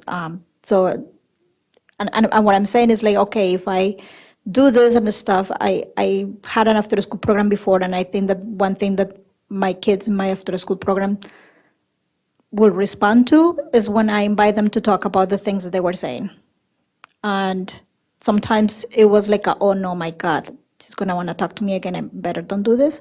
But some other times was, okay, let's talk. Can we have talks with parents? Can we invite parents? Yes, Like, and and that's what I was saying earlier when we were talking about the parent athlete meeting. We want to make this an explicit, and we do to an extent, but we're working on, like you said, making it have teeth. To your point about making sure that we're being proactive, I know that Eric and I both go to fan sections before the start of a game, and we kind of list off our expectations. And one of the things that I always do with opposing fan sections, I say, who are my student leaders? Who's in charge? If I hear X, Y, and Z, you are policing, you are helping me, because this is not tolerated. I think Eric and I can both speak from experience. I've removed entire groups of people from events before because I wasn't sure who said something, and I've got two of my former athletes here, and they'll attest that I don't mess around. Yes. I love this statement. I think if I was sitting in the audience, it would be more impactful if I saw you guys stand up in a line and pass the microphone and read, one little section, then the mystery man in the box, Adam, Peter Hammerlink, whoever it is. But if you guys were reading it and it put a face, it would be very heartful to hear that. Something that I think other schools have gone to as well. I agree. We've tossed that around as well. Yep. And I think as a conference, we've talked about, everyone struggles with this. This is not an us, it's a statewide problem. And I think everyone's super concerned with it. And I think the more we have conversations with our conference ADs and administrators, we're all trying to find ways to be able to do that and add student-led voices, show the crowd, show the fans, show the parents that, hey, this is our experience. We want it to be a positive experience for us as students. And I agree. I think that's definitely one strategy that we'll definitely look into using for sure. Mm-hmm. Natalie and then Al. Oh gosh, I have so much to say about this, but really what I want to say is that's the hope for the future. And it's not even that y'all are the hope for the future, you're the hope for right now. because I've learned more from my kids who are at Apollo, and more from their friends and more from listening to y'all than I've ever learned from an adult, to be honest, including myself. So it's a beautiful and horrible reason for you guys to come here.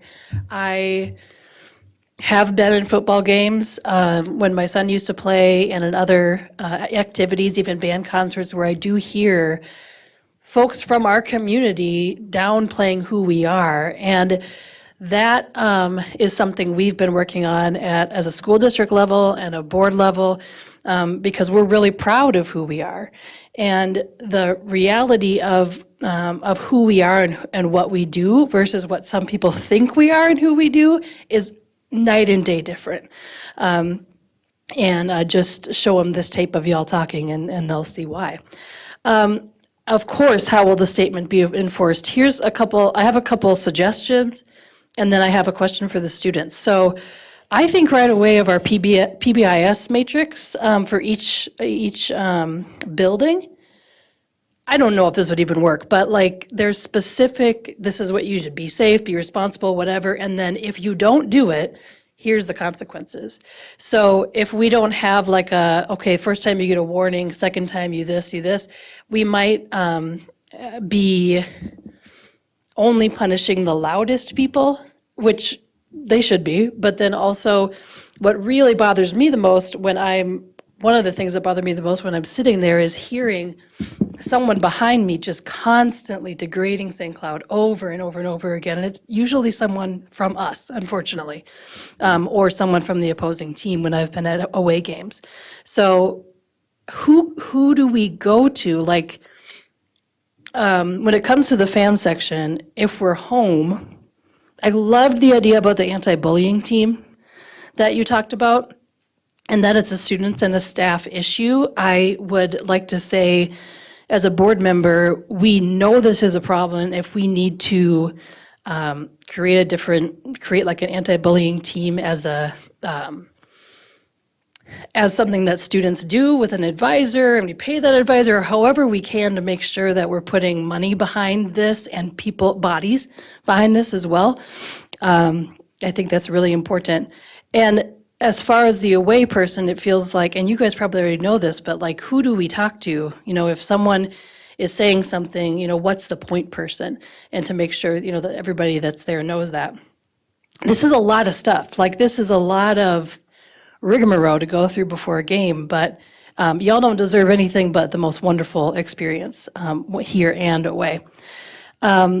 What I hear you saying that's the most concerning is that things aren't getting any different. And I know we really have just started to super focus on this, like, hey, we have to do better. How are we going to do better? So the other thing I'm thinking is, how do we make sure that the adults in our community, and you said the parents thing, which is great, but I don't even think it's just parents. Like, I was thinking about when I was in high school and there was student leaders that led the cheers. I don't know if you guys have that at all. So they're the ones that are like the hype men and hype women and hype folks, and they kind of lead the energy. But I just thought, what if we even had like T-shirts? Sometimes we give T-shirts to whole schools and we come up with some sort of slogan. And like, what I would rather see for us is to be able to be seen in the state as the district that's gonna not take it anymore. Like, it's enough. If we need to take half of the game time to figure stuff out, we need to do that. Like, it's just a game. It's an important game, but what's more important is y'all and your souls and your spirits. So I guess the question that I have about the anti-bullying team and how students and staff can come together to make these, especially home games, more of a happy, not hurtful experience. What do you think is one thing that can be done? A quick win, and then maybe a long-term solution that could be done?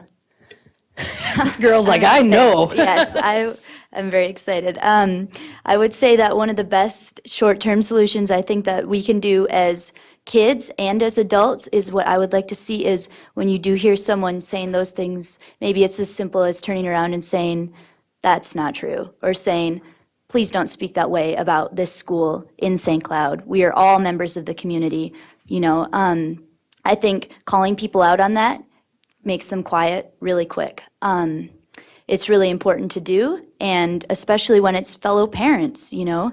I think it's, and as students, we can call out our fellow students and be like, why? Why are we, I would rather us have more pride, because like you said, if we are able to build up that pride, then people won't hear those negative comments as much. Right now, what I have seen recently as a trend in the 4 years I've been at Apollo is something that is really on the rise is all these negative comments about Apollo, and it feels extremely overwhelming, especially as a student leader who is trying to get kids excited for events that we plan and for activities when all we hear is negative comments. You know, it really becomes disheartening, and it makes you not excited anymore. It doesn't make you excited for school, it doesn't make you excited for activities.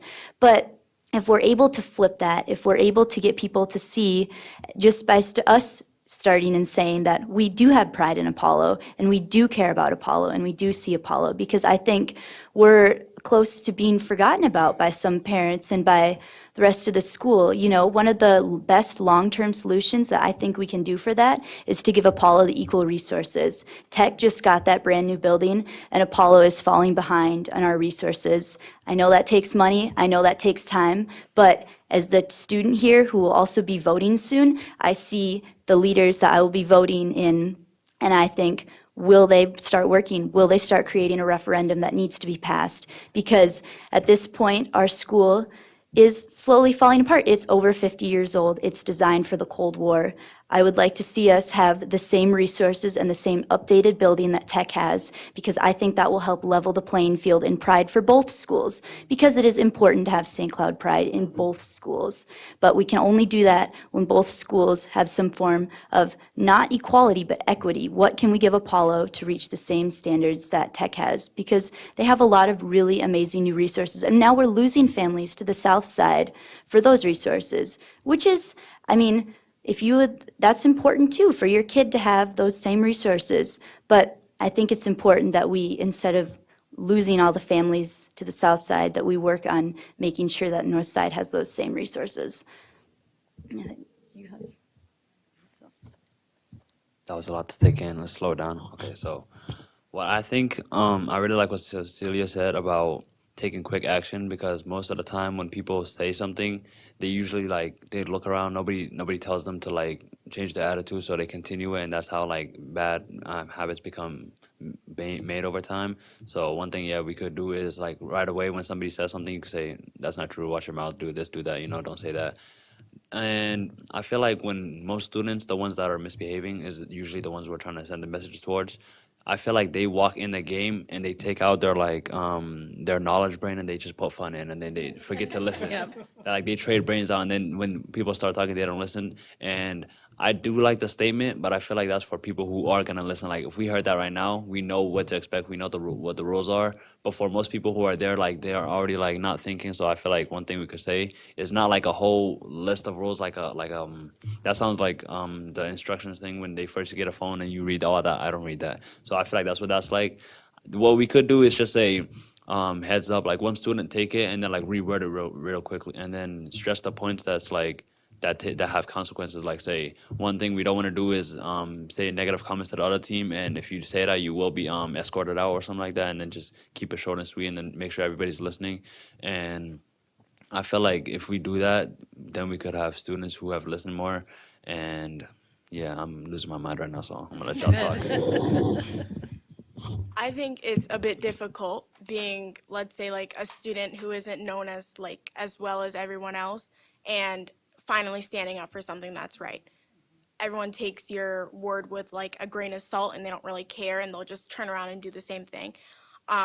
This sounds a bit extreme, but I would say a quick fix and an easy fix would just be assigning students as fan police at this point, because we obviously we can't control every human, but we can have well respected young individuals around the school that are known and that people will always respect, kind of stand up for what's right. Because sometimes they even stay quiet.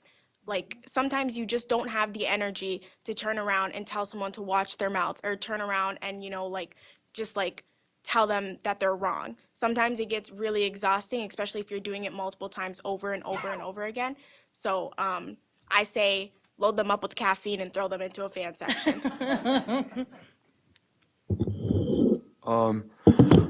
I guess what my solution or plan of action, I guess, would be, this is kind of like a short term and a long term, but I feel like the main way to get improvements is that you got to open up that discussion. Just being willing to talk about it, like people were saying, like turning around, being like, "Hey, that's not true. Like, actually, this is how it is." So I went to a student council, like little. It was like a leadership academy where we learned about different aspects of leadership and how we can become better leaders.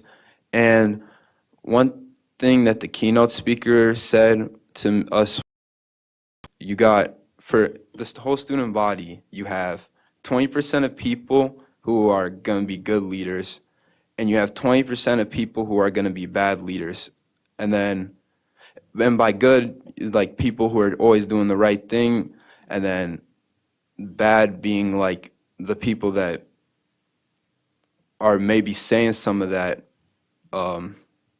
not so good stuff at the games. And then the 60% of people in the middle are, you're able to, those are just like the drifters. Like you can either have the 20%, the good 20%, and that try and influence them to do good things, or you'll have the 20% of bad that try and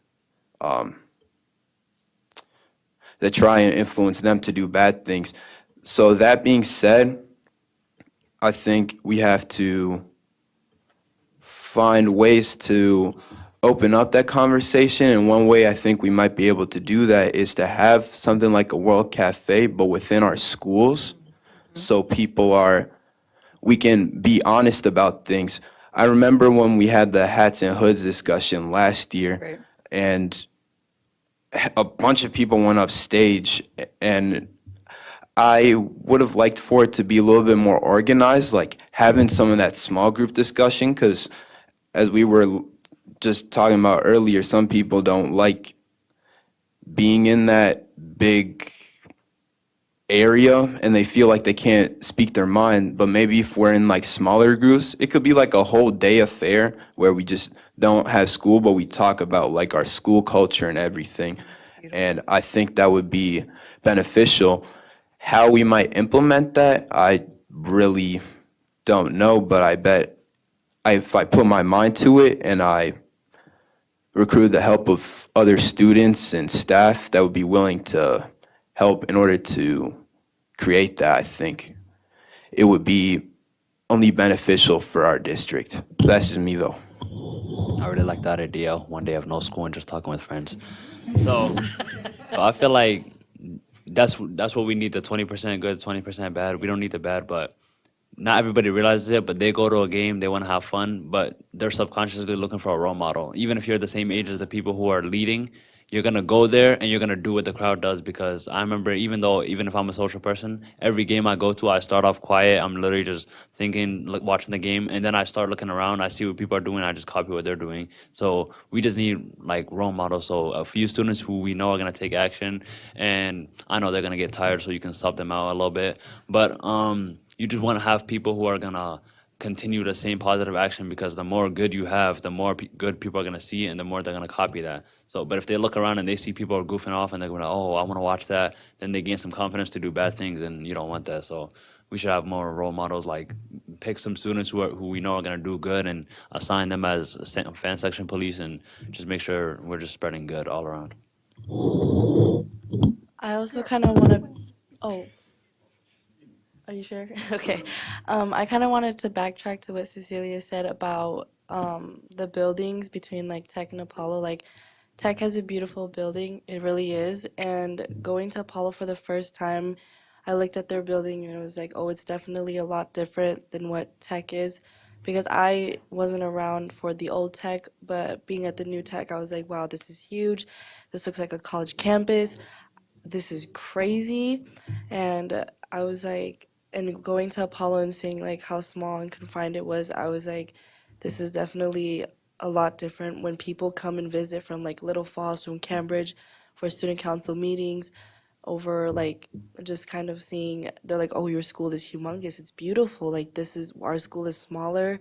And I know that she also said something about the fields, like our football field. I know our field gets used for other football games that Tech doesn't even play for other state games. We have beautiful fields, and I think it's kind of like that equality, that equity, where it's like, I know it's time and I know it's money, but I also feel like it's kind of that thing where it's like, I think that's why people from Apollo, they're like, oh yeah, Tech is so, because like they have everything, and it's like, but it's like, I don't know. I don't know how to explain it more thoroughly, but like that's kind of, yeah, I don't know. I feel like what you were trying to say. Oh, my fault, my fault. Go ahead, go ahead. All right. Joseph Brewer, and just to go a little bit off track of what you guys were talking about, but about what Bengali was talking about the World Cafe, maybe having something about just like our school district or just our schools, talking about, being positive and having like, making sure that that negativity is out of our, for everything, like school spirit, for our games, like that has really negatively impacted some of these people and some of these events that we have been having. And I know with the World Cafe, like even I wasn't able to attend, but going to the trainings, it was so positive. It was so good to have people who can relate to, people who see the same things, and just being able to talk about it and about the hard things. Yeah. We really appreciate you guys being here, and we could talk all night, and so I'm not stopping this because I want to keep it going, but Dr. Putnam, our superintendent, is going to jump in real quick and say something. So you guys read our administrator minds. I was talking with your lead principals today from the 5 secondaries, and we are actually working on implementing a World Cafe. We were looking at, yeah, right? Well, you read our minds. We're looking at the first week of the second try, and we reached out to several facilitators, but particularly for those of you who are at the State High School League One, the folks who facilitated that, we thought they did a real nice job, and the feedback we got from students was that they did a good job as well. Currently, we're looking at like a 6-12 model, where we'd be bringing our middle schoolers and our high schoolers together and do some exploration about what is it that we want for our school community, because community is about every single one of us, right? Not any one of us can, like you've said, not any one of us can fix this, can change the course of an institution, but collectively, when we come together, we can shift the experiences of a whole. So you can expect to hear more from your principals as we start to develop what those, or the facilitator, I don't know who will lead those, kind of like the trainings and the preparation work, but that's something that we're looking at doing, and so excited to see that come to fruition. To add on to what Amin said earlier about or me and him, what we talked about assigning, like certain students to fan sections and everything. I think that those students have to be trustworthy, because I have seen students lead a fan section and they chant not so nice stuff, and they're seen as leaders of the school, So I think that we should really look deep into them before, actually assigning them to such a job. Another thing I'd like to throw out there is I think we need more positive parent involvement, because I don't think our parent sections would be that gross if all of our parents were there to, for one reason, to support their child or to support the team that their child, school their child attends, I think that if we have more meetings with parents and more involvement with parents, I don't think we'd be having such an issue with parents screaming racial slurs at students. I also, like, I don't know, do the same rules apply, right, with the new, to parents as well? So they can also get like, okay, I like that. But yeah, I really want to see better parents at games. Dr. Putnam, I really liked the World Cafe idea. I love that you talked to the principals about that. So that's just one of the ways we can help this situation. I also think, going off what Cecilia had said, our reputation of both Apollo and Tech come with resources. And being a tri-sport athlete for the past 3 years, all I see is the downfall of comments on all of these Apollo sports with the lack of resources. For example, our fields. Tech has the video board, we don't have that. Tech has turf, we don't have that. We have the Tech hand-me-downs in our weight room. When I try to attend the weight room 3 times a week for my sports, it's disheartening. And then I go to Tech for our dance team practices, they get the whole new weight room. It's disheartening. It tears me to shreds because I am so passionate about Apollo and Apollo sports, and I want that to be how everybody thinks in this community. It's hard seeing Tech get all of these things in Apollo. It's really disheartening. That's super real. And thanks for bringing that up and sharing your personal feelings and all of y'all. Man, you guys are good. Okay. I wrote it here. Okay, so exactly what you're talking about, Bengali, is bystander intervention. And so like there's 20% of the people that are going to be doing the harm and 20% of the people that are going to be like, hey, no, don't do this harm. And then that 60% that don't even know what to do. Like most of them will be like, I wish I knew what to do. So some of that, there's a training by Right to Be, and it's about the 5 Ds of bystander intervention. So you don't always have to say something. For some folks, it's not safe actually to be the one to say something. So it's distract, delegate, document, delay, or direct. And I'm not saying we would have to use this, but I think even in our community, folks want to do something to make our community stronger and better and stand up for folks, but a lot of the times we don't know what to do. So to train those student police, which I think we probably shouldn't use that word, but I mean, it's not up to me, that there are ways that people can stand up that don't involve you going to the person who's angry. It involves going to an adult that goes to that person maybe, because I know there's some angry fans that are scary to me. So I could talk forever, but I just want to thank you all for being part of this process. And we're going to continue going on, and thanks to you guys. Oh, we're done? No, that's just me. Yeah, no. That's just me. Now it's Al. And we could go till midnight here, so. Yeah, first of all, thank you all for coming tonight and talking. This is awesome. I want to talk a little bit about, one of the first things that I heard said was that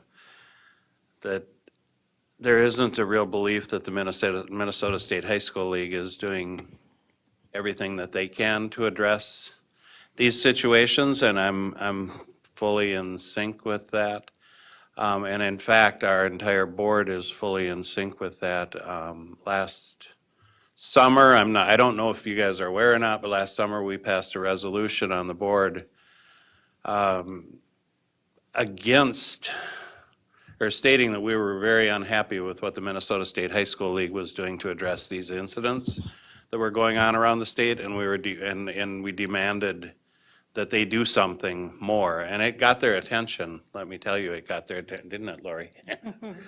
There are a lot of phone calls coming through immediately after we did that, and that's a good thing, because a lot of what came about from that is things that you're seeing, like the World Cafe that was held at Tech, the things that the State High School League is doing right now to address some of this. But I still think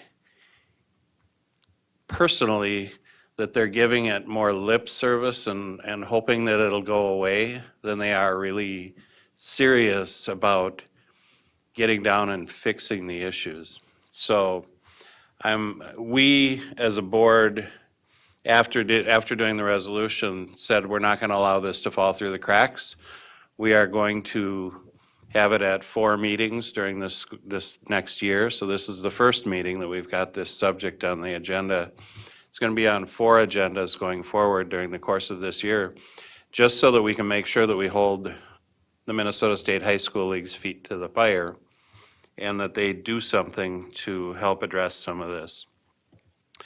In listening to you guys, I heard two different situations, or what I feel is 2 different situations. One is hurtful things that are being said and done from fans of our schools, our own fans that are doing hurtful things towards teams and athletes. And then I also heard hurtful things that's coming from opposing teams and athletes. And I think you got a lot of really, really good ideas that need to be considered for what we can do to address our own fans. I think it's a lot more difficult to address fans from another community. And we, as a district, our district faces more of that because we have a very diverse student population. A lot of the teams that we play in the area don't have any diversity really in their schools. And so they don't face that on a day-to-day basis. But that's where the State High School League comes in, and I think that they have to put things in place to address when those incidents happen. I think New Ulm was an example from last year where there was some extremely hateful things said to some student athletes and chants going on in the crowd. And the New Ulm School District did little to nothing to address it, and the State High School League intervened, and they did little to nothing to address it. And the team that was being abused came out and said, okay, we're not going to play that team. We're not going to play New Ulm schools anymore. We will not go out to New Ulm, and we're not going to subject our student athletes to that anymore. So I think that school did something. The State High School League chose to punt and walk away from the situation. It was too scary for them to deal with. And that shouldn't happen. So I think that we need to continue, we as a school board need to continue to put pressure on the Minnesota State High School League and the cohorts that they work with, like the Minnesota School Boards Association, and there's a number of groups that are working on addressing some of this. But another thing that I was thinking is that when it comes to other teams, when it comes to the opposing teams and their fans and coaches and players, is there some way that we could make it very clear proactively before we play them what we stand for and what we will not tolerate? And so when these coaches are bringing their teams into a St. Cloud facility, they know what their players, what their coaches, and what their fans can and can't do, and what the ground rules are, and what happens if they break those ground rules, and who's responsible for upholding that. So if we say that we will not tolerate racist comments within our school buildings if you're attending an athletic event in St. Cloud, who's responsible for removing their fans if they choose to violate that? And I see you raise your hand. It's us who has to remove them. I will tell you. But shouldn't the coach I understand that they are responsible? I would actually say no. No? If it's an event that I'm hosting, I am responsible for Okay. the fan section. And my belief is that our coaches should be focusing on their players and the game. It's usually not the teams that are playing. I mean, of course, there are exceptions to this. It's usually not the teams that are playing. I mean, every event that I've been to, they've demonstrated positive sportsmanship. I view it as my responsibility to make sure that when we're hosting an event, that it meets my standards and expectations. And I hold myself to that very Okay. high standard. I will say that our conference, so 9 schools in the Central Lakes Conference, we talk about this regularly. We meet once a month. And I know that we're having a governor's board meeting next week. And this is one of the topics on the agenda, is creating a conference-wide level of standards and expectations, so that way when we go on the road to Brainerd, I know that my coaches know this is the conference standard for what we expect, and then when Brainerd comes to us, same thing. Yep. And as far as us on the school board, I think that the biggest thing that we can do is keep talking about it, keep it in the forefront, and let you guys, really, all of you, work together and come up with solutions and make sure that we follow through on those solutions. But I think it's a great thing that's going on. This is a conversation we didn't have last year, so it may not be fixed this year, but we're talking about it. And that's a huge step in the right direction. So congratulations to everybody for coming and stepping up to the plate and really doing hard work. Appreciate it.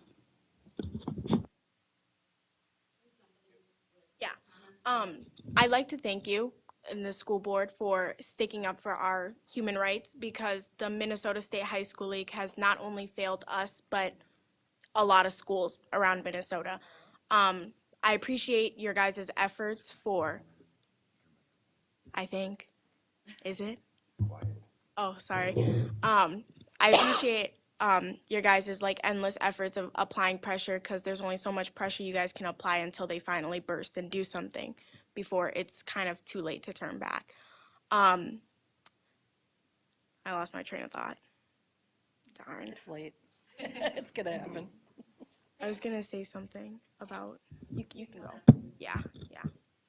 I was just gonna say, I think getting like some sort of solution in order to increase like pride in our schools will be beneficial, because when I was entering 6th grade, I was like, I always got called whitewashed or whatever because I portrayed myself in a certain different type of way.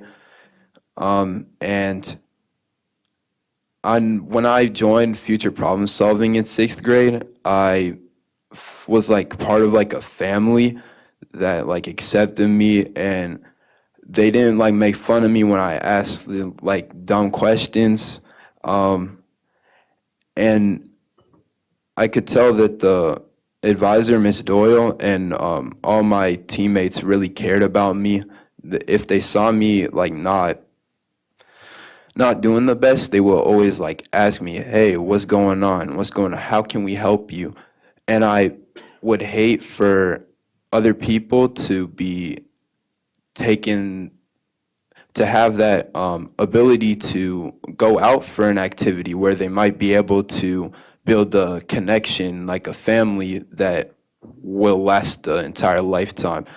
And the confidence I've built from being in activities has led me to like where I am today. And I intend to do great things for myself. And if people aren't involved in activities, I feel like you might be hindering yourself. So it's really important that we make sure that we're trying to remove some of those negative aspects so more kids are involved.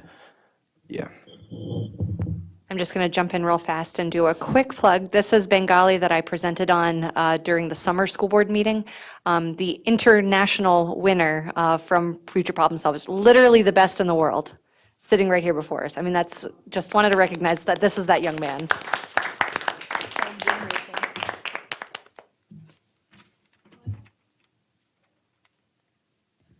I'm also losing my train of thoughts here after this. Congratulations and thank you for representing us. What I was going to say, oh, I now remember. So I like the idea that, I mean, I agree with you all, that the best thing that we can do as a board is keep talking about it. And I always heard a lot about, oh, but it's just talk. And I just wanted to reiterate that it's never just talk. Talk is action. And starting here and start talking about this is action. And that's probably what you have done through World Cafe too. But in terms of more action of that, I was wondering if we could think about other ways that we can maybe send letters to, I mean, since our resolution or having other resolutions, the resolution has an impact with the state league. Maybe we can also think about sending a friendly letter from board members to other board members about our expectations when we have games in other places. Just want to just put it on the table and maybe have it as a thought for ourselves, and how other ways we could start holding accountable our own peers. So we have this conversation here and maybe inviting others to have conversations in their own schools, in their own boards, when we're trying to address other schools. I totally agree with what you're saying about pride of St. Cloud and pride of our schools. I am not born in St. Cloud, and I have always have the experience of many people that are not born here or that are not here and not even born in another country, people that are born in other parts of the state or of this country that don't feel completely welcome in St. Cloud, and it's always hard to one thing that I said is that we do have to own it. We, the commerce that we are living here, we have to own it. So I hear you when you're saying that it's hard to keep pride of your school. It's kind of, I felt it the same way that I feel about St. Cloud sometimes, that we do have to, sometimes it's a decision, and in my case, at some point of my life here, it was a decision that I have said, this is my town, this is my place, this is my home. And sometimes you hear so much bad things about the place that you are living on that you don't really feel that you want to say, that you want to claim it. So I invited you all to claim your schools and think about what that means. Because once you claim it, it's like a family, right? We didn't always choose our family, but we love it. We love our family with all the ups and downs. And that happens with our school and our homes, whatever home it is. So I wanted to ask you, and I wanted to share that thought. I do hear you about referendum. I hear you about those resources. I'm thinking about and I'm moving for what other resources we need. But that is a different conversation to have in another point. Just want to say that. Yeah. Sorry. Kind of, it's like a random way of responding to teams when they're kind of being negative and we're just fed up with them. I'd say kill them with kindness. You know, we don't want to be represented in such a nasty way that they're being represented in. Another thing is what do we do when a school repeatedly disrespects us and we don't, as students, we kind of have no idea what goes on in adult conversations. But what do we do when those adult conversations are not happening or that they like aren't effective?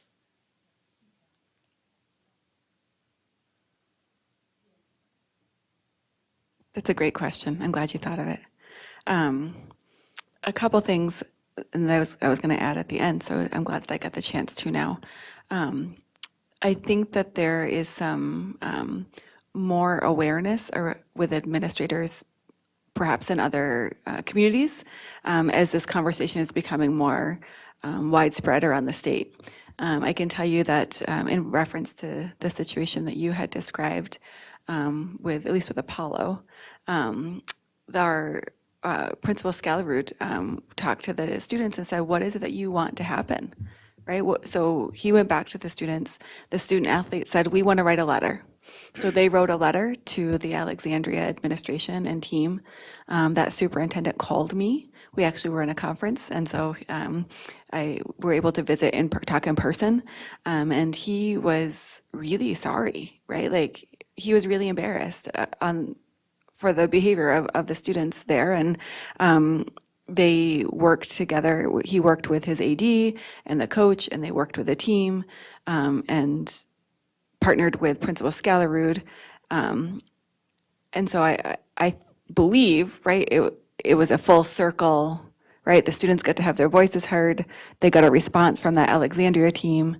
Can I tell you that it's not going to happen again? I don't know, right? I would love to say that we're going to see lasting change.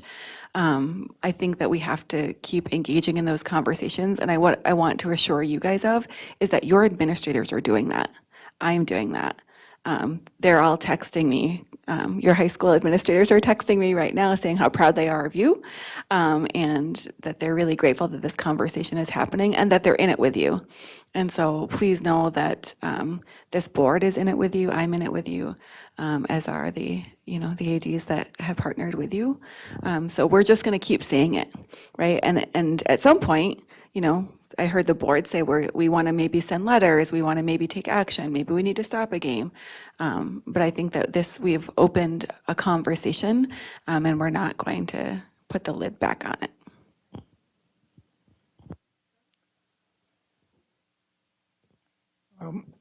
There was some mention of boycotting certain schools. Al had mentioned Newell, I think it might have been New Prague, I don't know. New something. Well. But what is the procedure for that? Is it something that the athletic directors instigate, or is it something that has to be done in the administration or the board? Or, I mean, there are some bad schools out there. What's the procedure? If we got to the point where we felt like it wasn't safe for our students to be there, then we would partner with the neighboring our counterparts, right? So either with the principal or the AD or the superintendents, we would have that dialogue. But when is that done? Is it done in the middle of the year when the schedule's already set, or is it done before this yearly schedule is set? I think it depends on the circumstance, right? If it were to happen in the middle of basketball season, right, then we'd figure it out in the middle of basketball season. If it's something that's ongoing and we've repeatedly tried to have conversation, then it might be a decision that we make at the start of the year. We have not got to that point in our conference. I'm kind of wondering if one of our teams don't show up because they've been mistreated, do they get hit with a forfeit? I would say, yeah. But that would be the stance, right? I mean, I agree. I think it might happen mid-year, and it likely will in new decisions. I mean, I can't remember either. Now If it's New Prague, I apologize to New Ulm. I think it was New Prague, but either way, in the case of that, they waited, they will no longer play that team in future until things are done. So, I mean, it happens both ways. I think we've walked and towed that line very, very close. So I think let's hope proactive problem solving coming from student-led voices maybe will help keep us from that line. But to answer your question, I think it could go both ways. It kind of depends on the circumstance. Early in the season, you can change the schedule. If it's late in the season, you're going to forfeit. Right? Yep. It's hard for the team, isn't it? Oh, She raised her hand first. Oh, you want to go, you go. No, it's fine. It's fine. Trying to recollect everything I was. Sometimes I feel like as adults, we say, so I'm going to disagree with Dr. Putnam a little bit, like, oh, we haven't gotten to that level yet. But what y'all are saying, that it seems to me you're unsafe. And so I guess what I would like to know from a board perspective, or from me personally, is like on a scale of 1 to 10, how safe do you feel at home playing games and then, or being in activities, and then how safe do you feel when you go out? Or does it, maybe it depends on who it is, but like, I would like to gauge, like, what's the level of the problem we're having? Okay, that kind of had something to go along with what I was trying to say. See, our minds are thinking together because we don't have one mind left. What I was gonna say is, like, well, like the beginning of it was basically, would it be that bad to have a sit down conversation with the teams that we fight with the most? Because most of the time it's just ignorance. And maybe like we are so lucky to have this problem in St. Cloud. It sounds really weird saying that, but we are so diverse in most of our schools. It's like we get the like the perspective from so much like eyes. You know, like I'm Muslim, I'm black, I'm a female, I'm disabled as well. It's like I can speak on behalf of disabled people, I can speak on behalf of Muslims and blacks, and I can speak on behalf of women. But what do we do when a school is majority white and they don't have these issues, you know? So what I was gonna say is in schools where the diversity rate is extremely low, I don't feel safe at all, like at all. Speak. I'd like to reiterate that too, because like I know being, Korean and adopted and Jewish, it's sometimes really hard to go to, let's say, a swim meet where I might be quite possibly the only Asian swimmer there. And yeah. I kind of want to add on to what he said because I know at Tech there's not a lot of diversity there. We have a mix of everything, but there's not a lot. Like I've just started recently seeing a lot more Asians at my school, which is a good thing, but I don't really talk to them because it's like, oh, it's awkward. You see them and you're like, oh, okay. And I know I'm in student council, I'm in DECA, and I do a lot of other activities as well. And I'm probably quite one of the only other Asians in all of those activities because there's not a lot of people that want to join because they're scared of what might be said to them because of what they're trying to do. I definitely think that the gauge of how like the people watching the sports changes depending on what sports season I'm in. Because for football, it's the most vicious. But when I ran cross country, there was some things going on, like little passing comments, but it was a lot more passive aggressive and like you could do something about it. I felt more. It was like more in your control. And then when I swam, I really liked the swimming one because what would happen is my seventh grade year when I first started, they put me in no, it might have been my eighth grade year. I don't remember at this point, but I was put in the 500 and I was like, I was like dead last. Like people finished at 6 minutes and I was still going at like 8, 9 minutes. So it was great to have like the whole stands roaring, like when I was doing my last few laps, and I really liked that. And then from when I run track, track's like always positive, especially during like the 4x4. You'll have all your teammates surrounding the track, cheering you on, and that last 100. But yeah, it really depends. Maybe it has a lot to do with the amount of people that are attending the events and also like the nature of the sport. Football's like a lot more aggressive, like you're hitting people. So maybe it's attracting the same sort of minded people, but yeah. I agree 110%. I got to manage cross country and I got to see how kind of fun it was screaming people's names as they finish their race, even if they're dead last. But I also got to manage boy soccer, which is a very vicious sport apparently. And I got to see fan sections like spew racial slurs at us because we won in the semifinals. You know, it was like, I get that you guys may be frustrated, but take your anger out a different way. Maybe go congratulate your players for making it this far, and then like don't even say anything after that. Just keep walking, you know.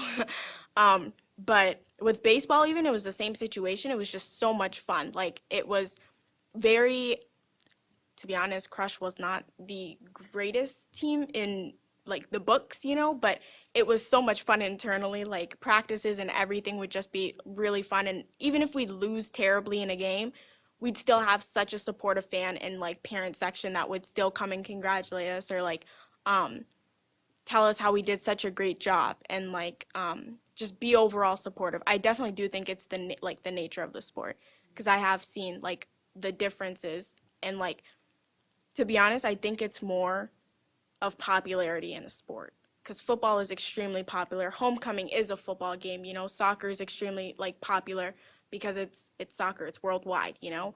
American football isn't worldwide, and I don't know why baseball isn't as popular, but baseball gets kind of boring, so maybe that's maybe that's the reasoning. But don't tell Taylor I said that. But oh no, On the I'm not online, gonna girl. take me back as Girl. a manager. This is forever. But yeah, definitely just like popularity in a sport that kind of dictates what actually goes down in the fan section or safety overall. You know, I can say in a group, in this room where people come together, like adults and students, and we're all feeling that tension, like who wants to speak first. It's nice to have people who can speak as passionately as them, you know. And that's it. That's it. I got lost. Thank you, boosted my ego. You guys have been great. I do want to be mindful of the time. Zach, about a half hour ago, you did grab your microphone and move it closer. Has that long gone? Are you good? Did you want to jump in here before? You're all awesome. You know what you're doing. We all shaking our heads. We agree passionately. You guys are impressive. And we look forward to future conversations to hear about what's going on. So, Oh yeah, I thank remember you. that was my question. I was gonna say, is this like the only meeting that we have like for now? Like, is there like a restriction on how many meetings that students can have with the school board, or? Oh. Can we schedule another one? Because I like this conversation. We could go like midway through second try and see if things have changed or not. Those are, we hear you, so this is a work in progress. We have 4 planned. Yeah.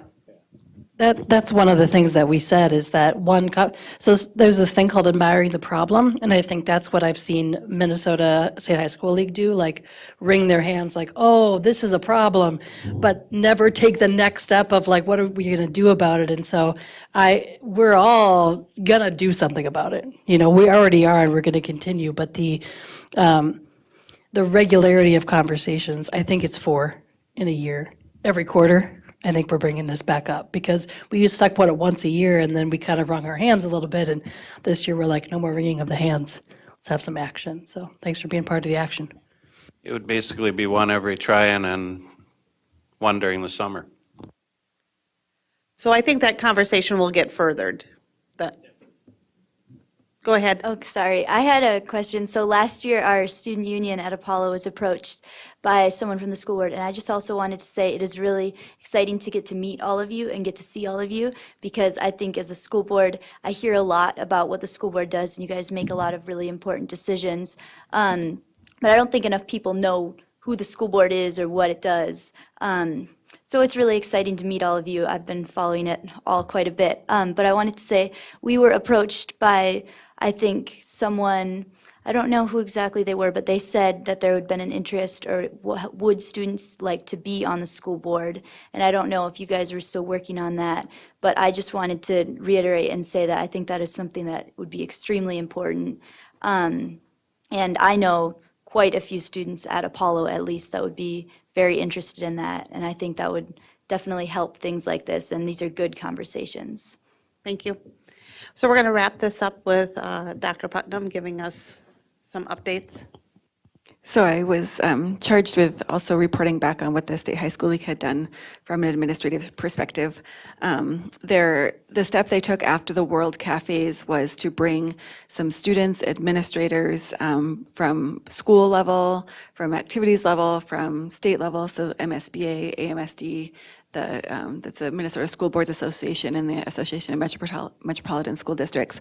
They came together and we reviewed, I got to go down, we reviewed all of the papers. So those of you who are at the World Cafe, you wrote your ideas to the 3 questions on the papers. So we reviewed all of the all of the papers and had to summarize them from each of the 7 or 8 World Cafes that happened around the state.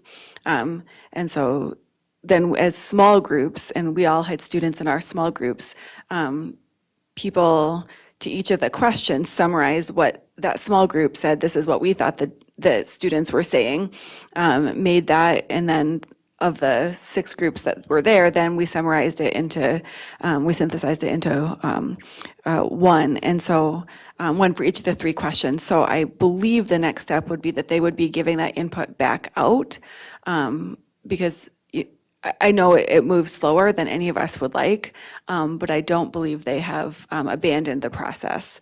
And they did continue their commitment to have student voice at that meeting last week. So I do expect us to hear some more information upcoming, and that's where we left it. Wait, if the school board is not that well known, they should just make a TikTok. We would all follow in. Oh my God, I was thinking the same. Thank you, guys, I think for you just coming. volunteered Yeah. to do a school board TikTok. Wait, what? No, wait. Thanks, Eric and Alex, too, for spending the night here, and we appreciate you guys very much. We're very impressed. Thank you. So I'm just gonna close up one more loose end.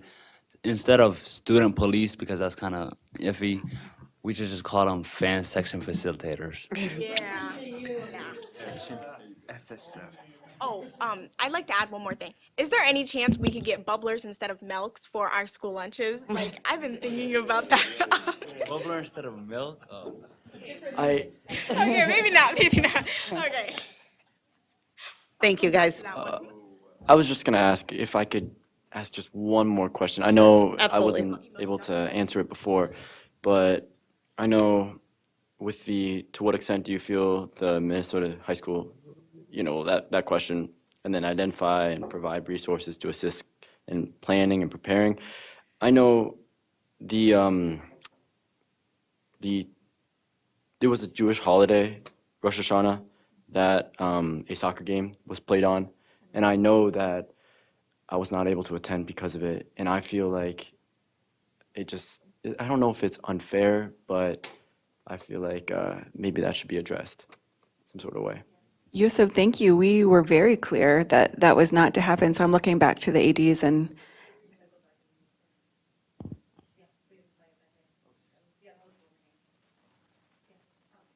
I'm very sorry then. no problem.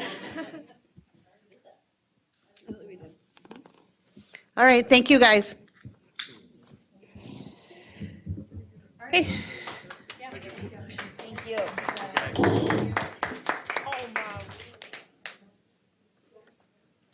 We're going to move on to then a school safety update presented by our superintendent, Dr. Lori Putnam. Good evening, Chair Hawes, members of the board, and audience here and at home. I was asked by this board to provide an update on school safety given some of the recent incidents. I appreciate the opportunity to talk with you about how we take the steps that we take to ensure safety. And I do want to start by reassuring the community that school safety is our top priority. We take all threats, incidents, and reported concerns seriously. We act on them immediately and with great care and consideration, often in collaboration with our law enforcement partners. There are 3 pillars of school safety that I'd like to talk through this evening: student, staff, family relations, partnerships, and strong systems. I tried to make this bigger, so hopefully everyone is able to see that. I'm going to read it, though, for those of you who can't. Trusting healthy relationships are the foundation of safety, whether in school, home, or community. We work diligently to create trusting relationships with our students and families, and some of the strategies that we employ to do this include, first and foremost, caring school and district staff. Advisory at secondary, so we have advisory either every day, depending on the school you're at, or multiple times a week, and morning meetings every day at elementary. Our Eagle and Tiger time, which you heard Brian talk about, is implemented at our secondaries, and it's intentional time built into the secondary day for staff to create and maintain relationships with students through both activities and academics. We do hold parent and family meetings at each school, and at the district level. Activities and community education opportunities are available and are a great way that we build relationships outside of the school day. Our schools are staffed with trained mental health professionals, and we've used ESSER 3 funds to increase their presence in our buildings. We have monthly dialogues with our families and the superintendent and leadership team members, along with dialogues with our school staff. And then we're partnering with students to hear from them, as you heard tonight, about how we can improve their experiences, including those relative to school safety, through both an in-person summit, so you just get to hear some of that. That was breaking news. And our crowdsourcing platform, which will be launched in the coming month. Strong, authentic partnerships are also one of the foundational elements of school safety. As you know, school and community safety are intertwined, and we all rely on one another for healthy, safe places to learn, work, and live.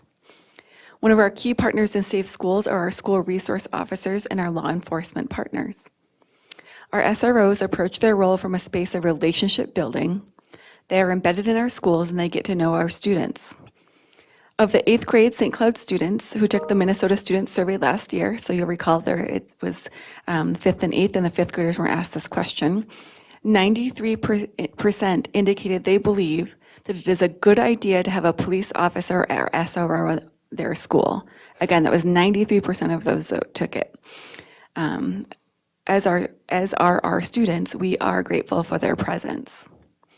And just for those of you who are wondering, 444 students answered the question, 41% identify as white, 59% identify as students of color.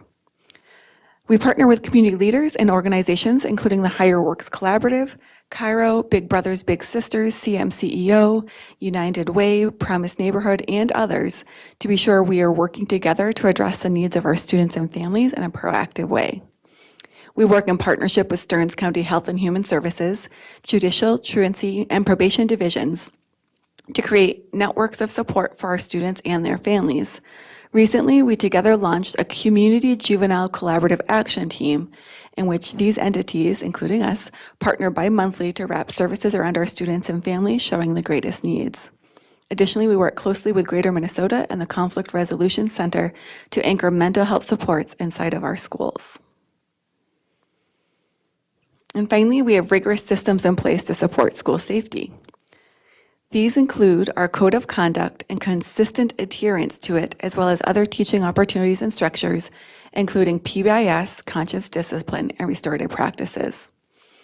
In regard to our code of conduct, I do want to take this opportunity to say once again to our community that we take school safety seriously. Students who bring weapons to school, assault others, or make terroristic threats will not be permitted to remain in this school district. Additionally, we have secure entrances in all schools except Apollo, and we are committed to partnering with our community to get that completed in the near future. We screen all visitors and guests through our Raptor security system, which is tied to a national criminal database. Also, all visitors, guests, and employees must have visible identification on their person when in our schools and sites. All our staff have been trained in emergency response protocols, as have our students, in an age and developmentally appropriate way. We have state-of-the-art camera systems in each school and use these both for proactive observation and investigation. And finally, we communicate with our stakeholders when threats arise. If there is an emergency in the school, we communicate with families by phone and email as soon as possible. If there is an incident that we need families to be aware of, but that did not constitute an emergency, we communicate by email. And we always communicate in English, Spanish, and Somali. We know that families and staff want information immediately, and you have our promise to get you timely and accurate information. Sometimes news travels, often inaccurately, to stakeholders before we are able to communicate because we, as a schools district, have the obligation to be factual. School safety is a group project, and school staff cannot do this alone.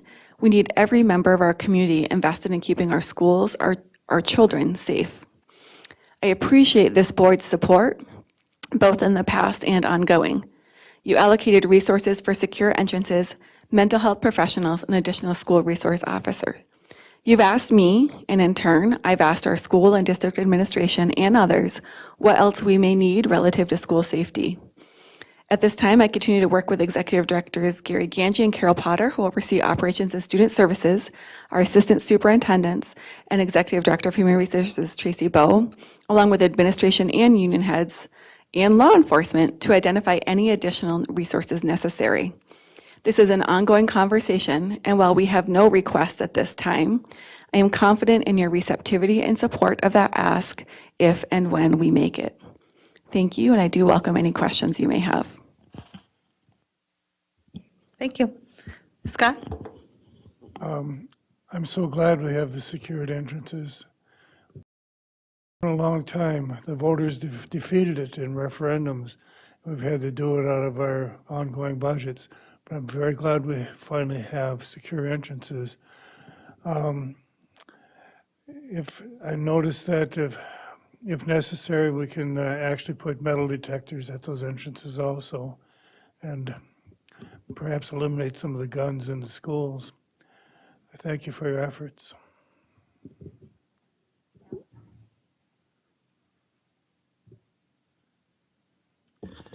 I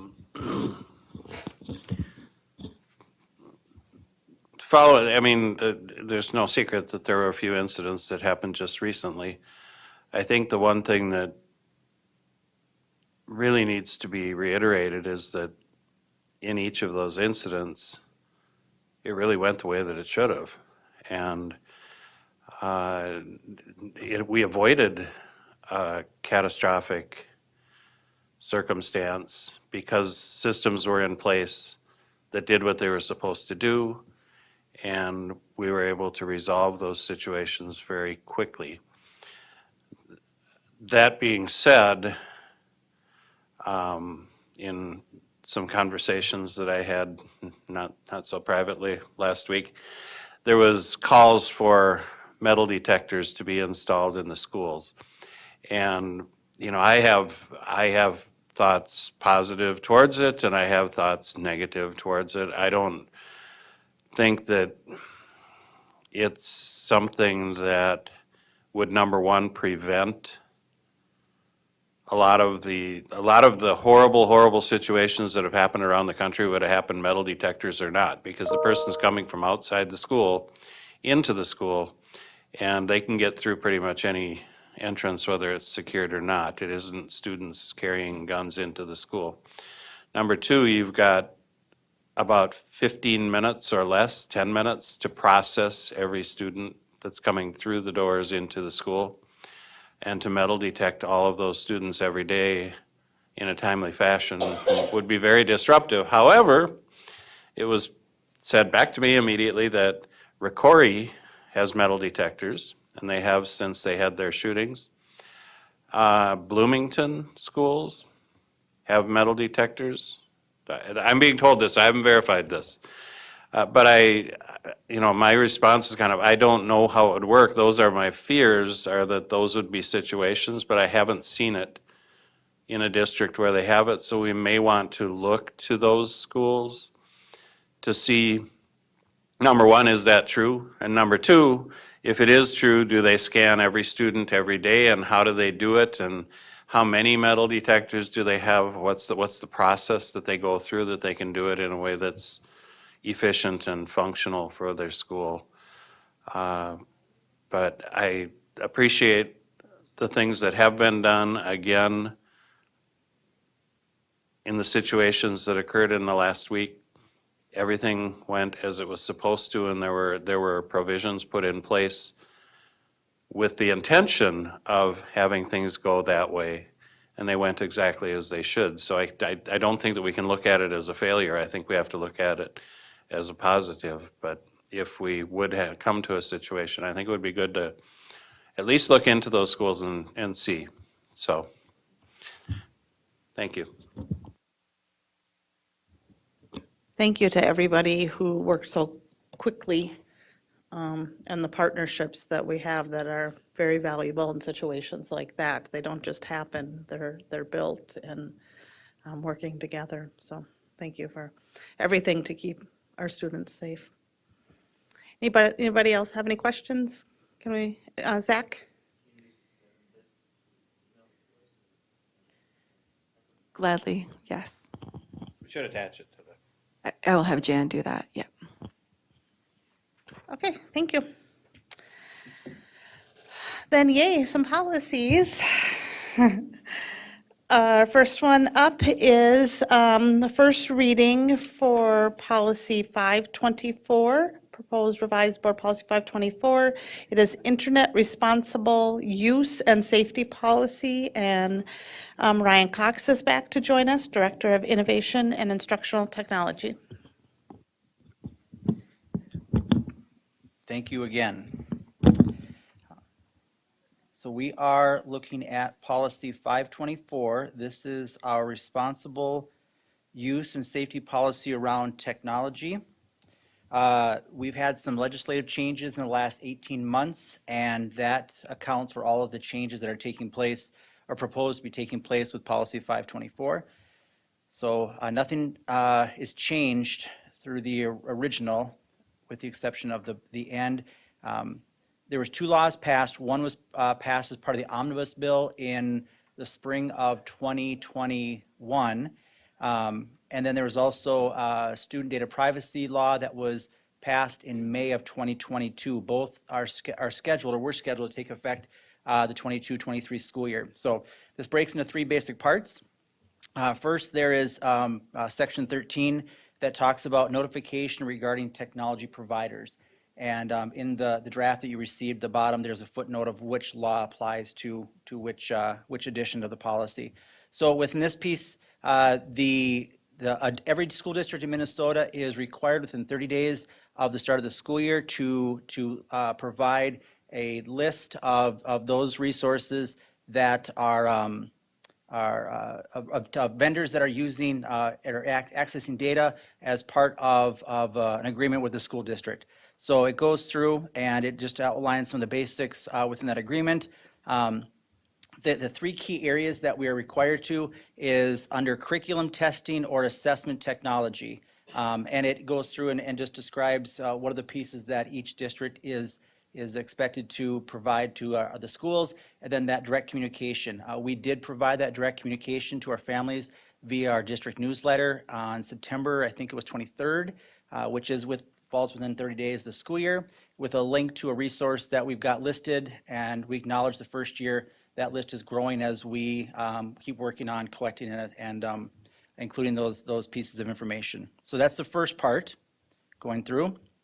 The second part, or the second edition, is part 14 that talks about appropriate monitoring of devices, school issue devices, mind you, school issue devices by a school district. And primarily, again, this law, which is part of the Student Data Privacy Act, is really geared toward the vendors, not as much the school district. They're trying to, the idea of it was trying to monitor what vendors have access to in terms of student activity on devices. And so it goes through the first part where it describes what vendors are not able to do, including things like tracking locations and audiovisual, those pieces. It does provide districts with a list of areas in Part C that is allowed to do. For example, districts can monitor student devices as part of an educational purpose, technical support. That might be a situation where we log into a device to help fix it remotely or something like that. Exam proctoring, those kind of pieces. If there's a warrant, of course, obviously we are allowed to go into the device. If the device has been stolen or lost, we're able to go in and do some tracking of that, try to find where that device might have been left, usually under someone's bed, and typically. And also the key one there is imminent threat to life or safety, which is important, obviously. So, and it goes through and provides, if we have to access a device for something of concern, we do have a standard statement that a number of us in the state of Minnesota tech directors drafted together, so we're using similar language, and then we notify families within 72 hours of that event taking place. The last part and the shortest part goes back to the omnibus bill that was passed in 2021, and that's probably the simplest of them all, and really the idea there is it limits screen time somewhat for our youngest learners, preschool and kindergarten, where when they're using screens, They are to be under a direct teacher kind of supervision and direct teaching instructional atmosphere. And I know Dr. Rivard and Laura Stebner have worked with the kindergarten task force, and that's already been vetted and implemented, so as far as the district goes. So that's the three main parts based on the two new legislative actions. Thank you. Anybody have any questions or comments? Scott? Yeah, I'm a little bit confused. If we own the device, don't we have access to the device? I see the limitations on our vendors, but as owner of the device, don't we have actions? We do. We do have access to device, but we do have some guidelines, a little stronger guidelines around the access to the data within that device. And so it's not that we can't go into the device. Like I said, we do have this list of things, for example, the non-commercial educational purpose for instruction, technical support, exam proctoring, student, teacher, staff contracted by the school district, those kind of things. Again, the conversations around this legislation were really geared toward what data was accessible for the vendors, and that's why the focus is on what vendors that we partner with and contract through have access to. You bet. Okay. I think we're good. Thanks, Ryan. Okay, next one, we have proposed revised board policy 705, investments, first reading, and presented by Amy Scalrud, Executive Director of Finance and Business Services.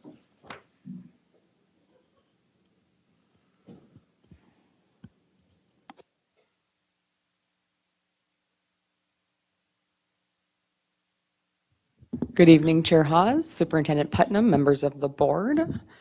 I'm just getting my policy pulled up here, so give me 1 second.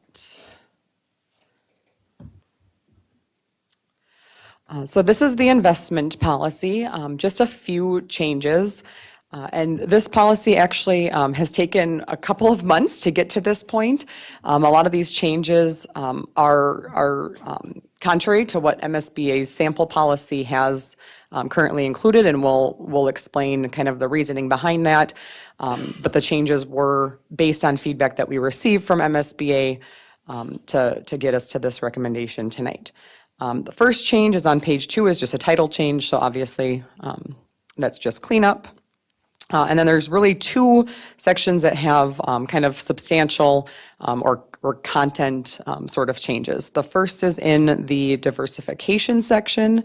The MSBA sample policy refers to having some guidelines that the board outlines as far as what would be the maximum % of any type of investment that the district can invest in. I will, kind of give some context here. You'll see a lot of these are 100% because we are very limited by statute in terms of what we can invest in as a public entity and as a school district. So by and large, we are only really able to invest in highly safe securities, which is why you see a lot of these as 100% because they're already very safe investments and there's really no risk. But the sample policy talks about the board approving a table that should be attached as an exhibit. MSBA doesn't have a sample attachment. We've never had a sample attachment. So really functionally that's been in policy, but hasn't ever existed to my knowledge. And so Board Finance Committee felt it was maybe just the cleanest to put that table and outline those percentages within the policy versus referencing attaching it as an exhibit. So that is the changes in this section. Number 1 refers to investments, and number 2 refers to cash depositories. So functionally the same change within each section, just outlining those percents. And then the next change comes down on page 5 in the reporting requirements section. And so this was one that I did a fair amount of research trying to determine if the language that you see struck in this policy is required in statute anywhere. I couldn't find anything that it was. In consultation with MSBA, they agreed. They thought it maybe was in some relatively older statute that has since been repealed, but agreed that there's really no statutory requirement to have kind of the extensive amount of reporting that these sections required. And so there's obviously a cost benefit in terms of preparing that when we have very high investments that are generally yielding pretty low interest rates. And so we've removed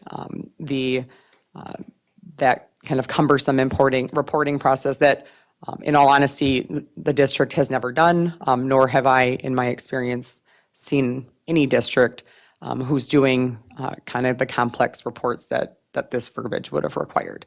So you see those requirements in sections B and C have been struck, and then section D just clean up to rename as B.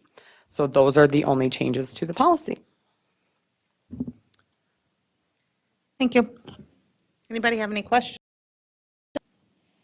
All right, thanks, Amy. I'm up again. Oh, all right. Proposed repeal of Board Policy 720, vending machines, first reading. Yes, so Board Policy 720 is concerning vending machines. I'm not going to go through the It references a lot of bidding laws that don't have anything to do with vending machines. I couldn't find a single other district that has this policy. So again, in consultation with MSBA, they don't really know why it would need to be a policy. It's very much procedural. And they actually also intend to move it forward to their attorneys to remove from the policy manual because they agreed that they couldn't see any good reason why this specific one item should have its own separate board policy. So that is why we are recommending repeal. Anybody have any questions?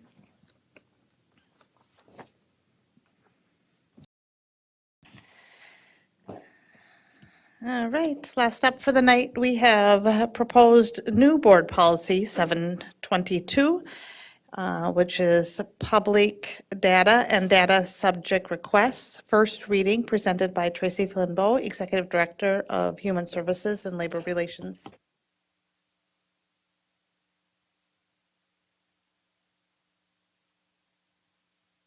Good evening. Final policy for the night. It is scintillating reading, so you're going to want to study this for your sleep aid this evening. This is Board Policy 722. It is literally a restatement of the Minnesota Data Practices Act and the correlating Minnesota rules around public data requests to the school district. It lays out all the definitions under the Data Practices Act that categorizes the various kinds of data, informs the public how they would make those requests. I'm the data practices officer for the district, so those kinds of requests are directed to my attention, and I'm listed as the responsible party at the end of the policy, and really just goes through that all of the data practices requirements when we get those data requests. So I'm not sure it's something that you want me to screen through and read through, but I'm happy to take any questions about that. Al? Just curious, is this a Minnesota School Boards Association policy that's coming to us? It is, and it's actually a required policy. The related policies are Board Policy 506, which is the employee data, and then 515, which is student data. And they largely cover most of the requests that we get for data because it's either about personnel or students. But this is the most general policy about data request. If we were to get requests for information about contracts or school-based data, testing data, those kinds of things, or other kinds of more generic requests, this is the policy that directs the public about how to conduct that request and how we have to respond. And again, it's all statutory. So this would be 722 in pretty much any school district. I just was looking at the Yes. numbering. And did we change anything from what they proposed, or did we accept it as is? We accepted it as is. And we had not previously adopted this policy. It's in the 700, so it got out of my usual section. So I recommend we adopt it, particularly given the nature of the public data requests that we're getting from the public. Any other questions?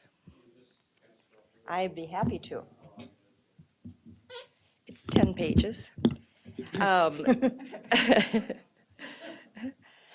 So the beginning of it is just all definitions, all the various ways that the Data Practices Act categorizes data, and all of those definitions. Then it talks about how the requests are made and what information the person requesting information needs to provide to the school district in order to get that data. It clarifies that a person doesn't have to identify themselves in order to get their data or provide any basis or reason for requesting data. They just have to request it in a clear enough way for us to respond to that. There's the opportunity to request summary data, and this is summary data is statistical information, school testing data, data that's not identifiable to students or staff, but that we may regularly maintain in a summary form.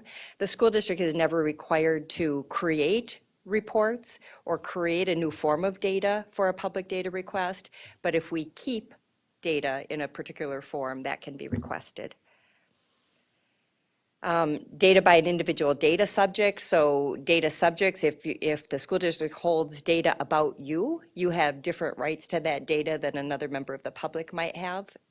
Even data that is characterized as private, if you're the subject of the data, you have rights to data that are different than the general public. Requests for data by an individual who's the subject for data. So this is talking about how to make those requests then if you're the subject. And then the section toward the end is about costs. And again, it depends on what the request is, who's making the request, whether or not a charge can be made. Generally, there's no charge to inspect data that's requested. There's only a charge if they want copies of that data. And then it explains the process for the school district to, assess the volume of the data, notify the person if it's more than 100 pages and what the cost would be, and get the payment in front of making those costs or expending those costs and the time to gather the data. And then it requires that this be annually reviewed and posted, and it requires that the data practice compliance official be named. So it isn't really changing anything from what we currently do for data. I mean, when we're putting a new policy in place, there's a very real possibility that people will jump to the fact that we're trying to limit the amount of data that we would allow them to request or receive, and this doesn't really change anything at all. There's no additional limitations or It does anything of that not. type. It literally restates the Minnesota Data Practice Act and the rules that control this kind of data. And frankly, it's good to have the policy because Yeah. otherwise they write to me and then I have to refer them to the Data Practice Act and tell them these things anyway. So Okay, good. I just want that to be clear. yes, yeah, it's absolutely true. And then there's a form to help people make those requests. Okay, thank you very much. So meeting is adjourned. It is 9:31 PM. Thank you for watching, and we'll be back November 16th. Have a good night.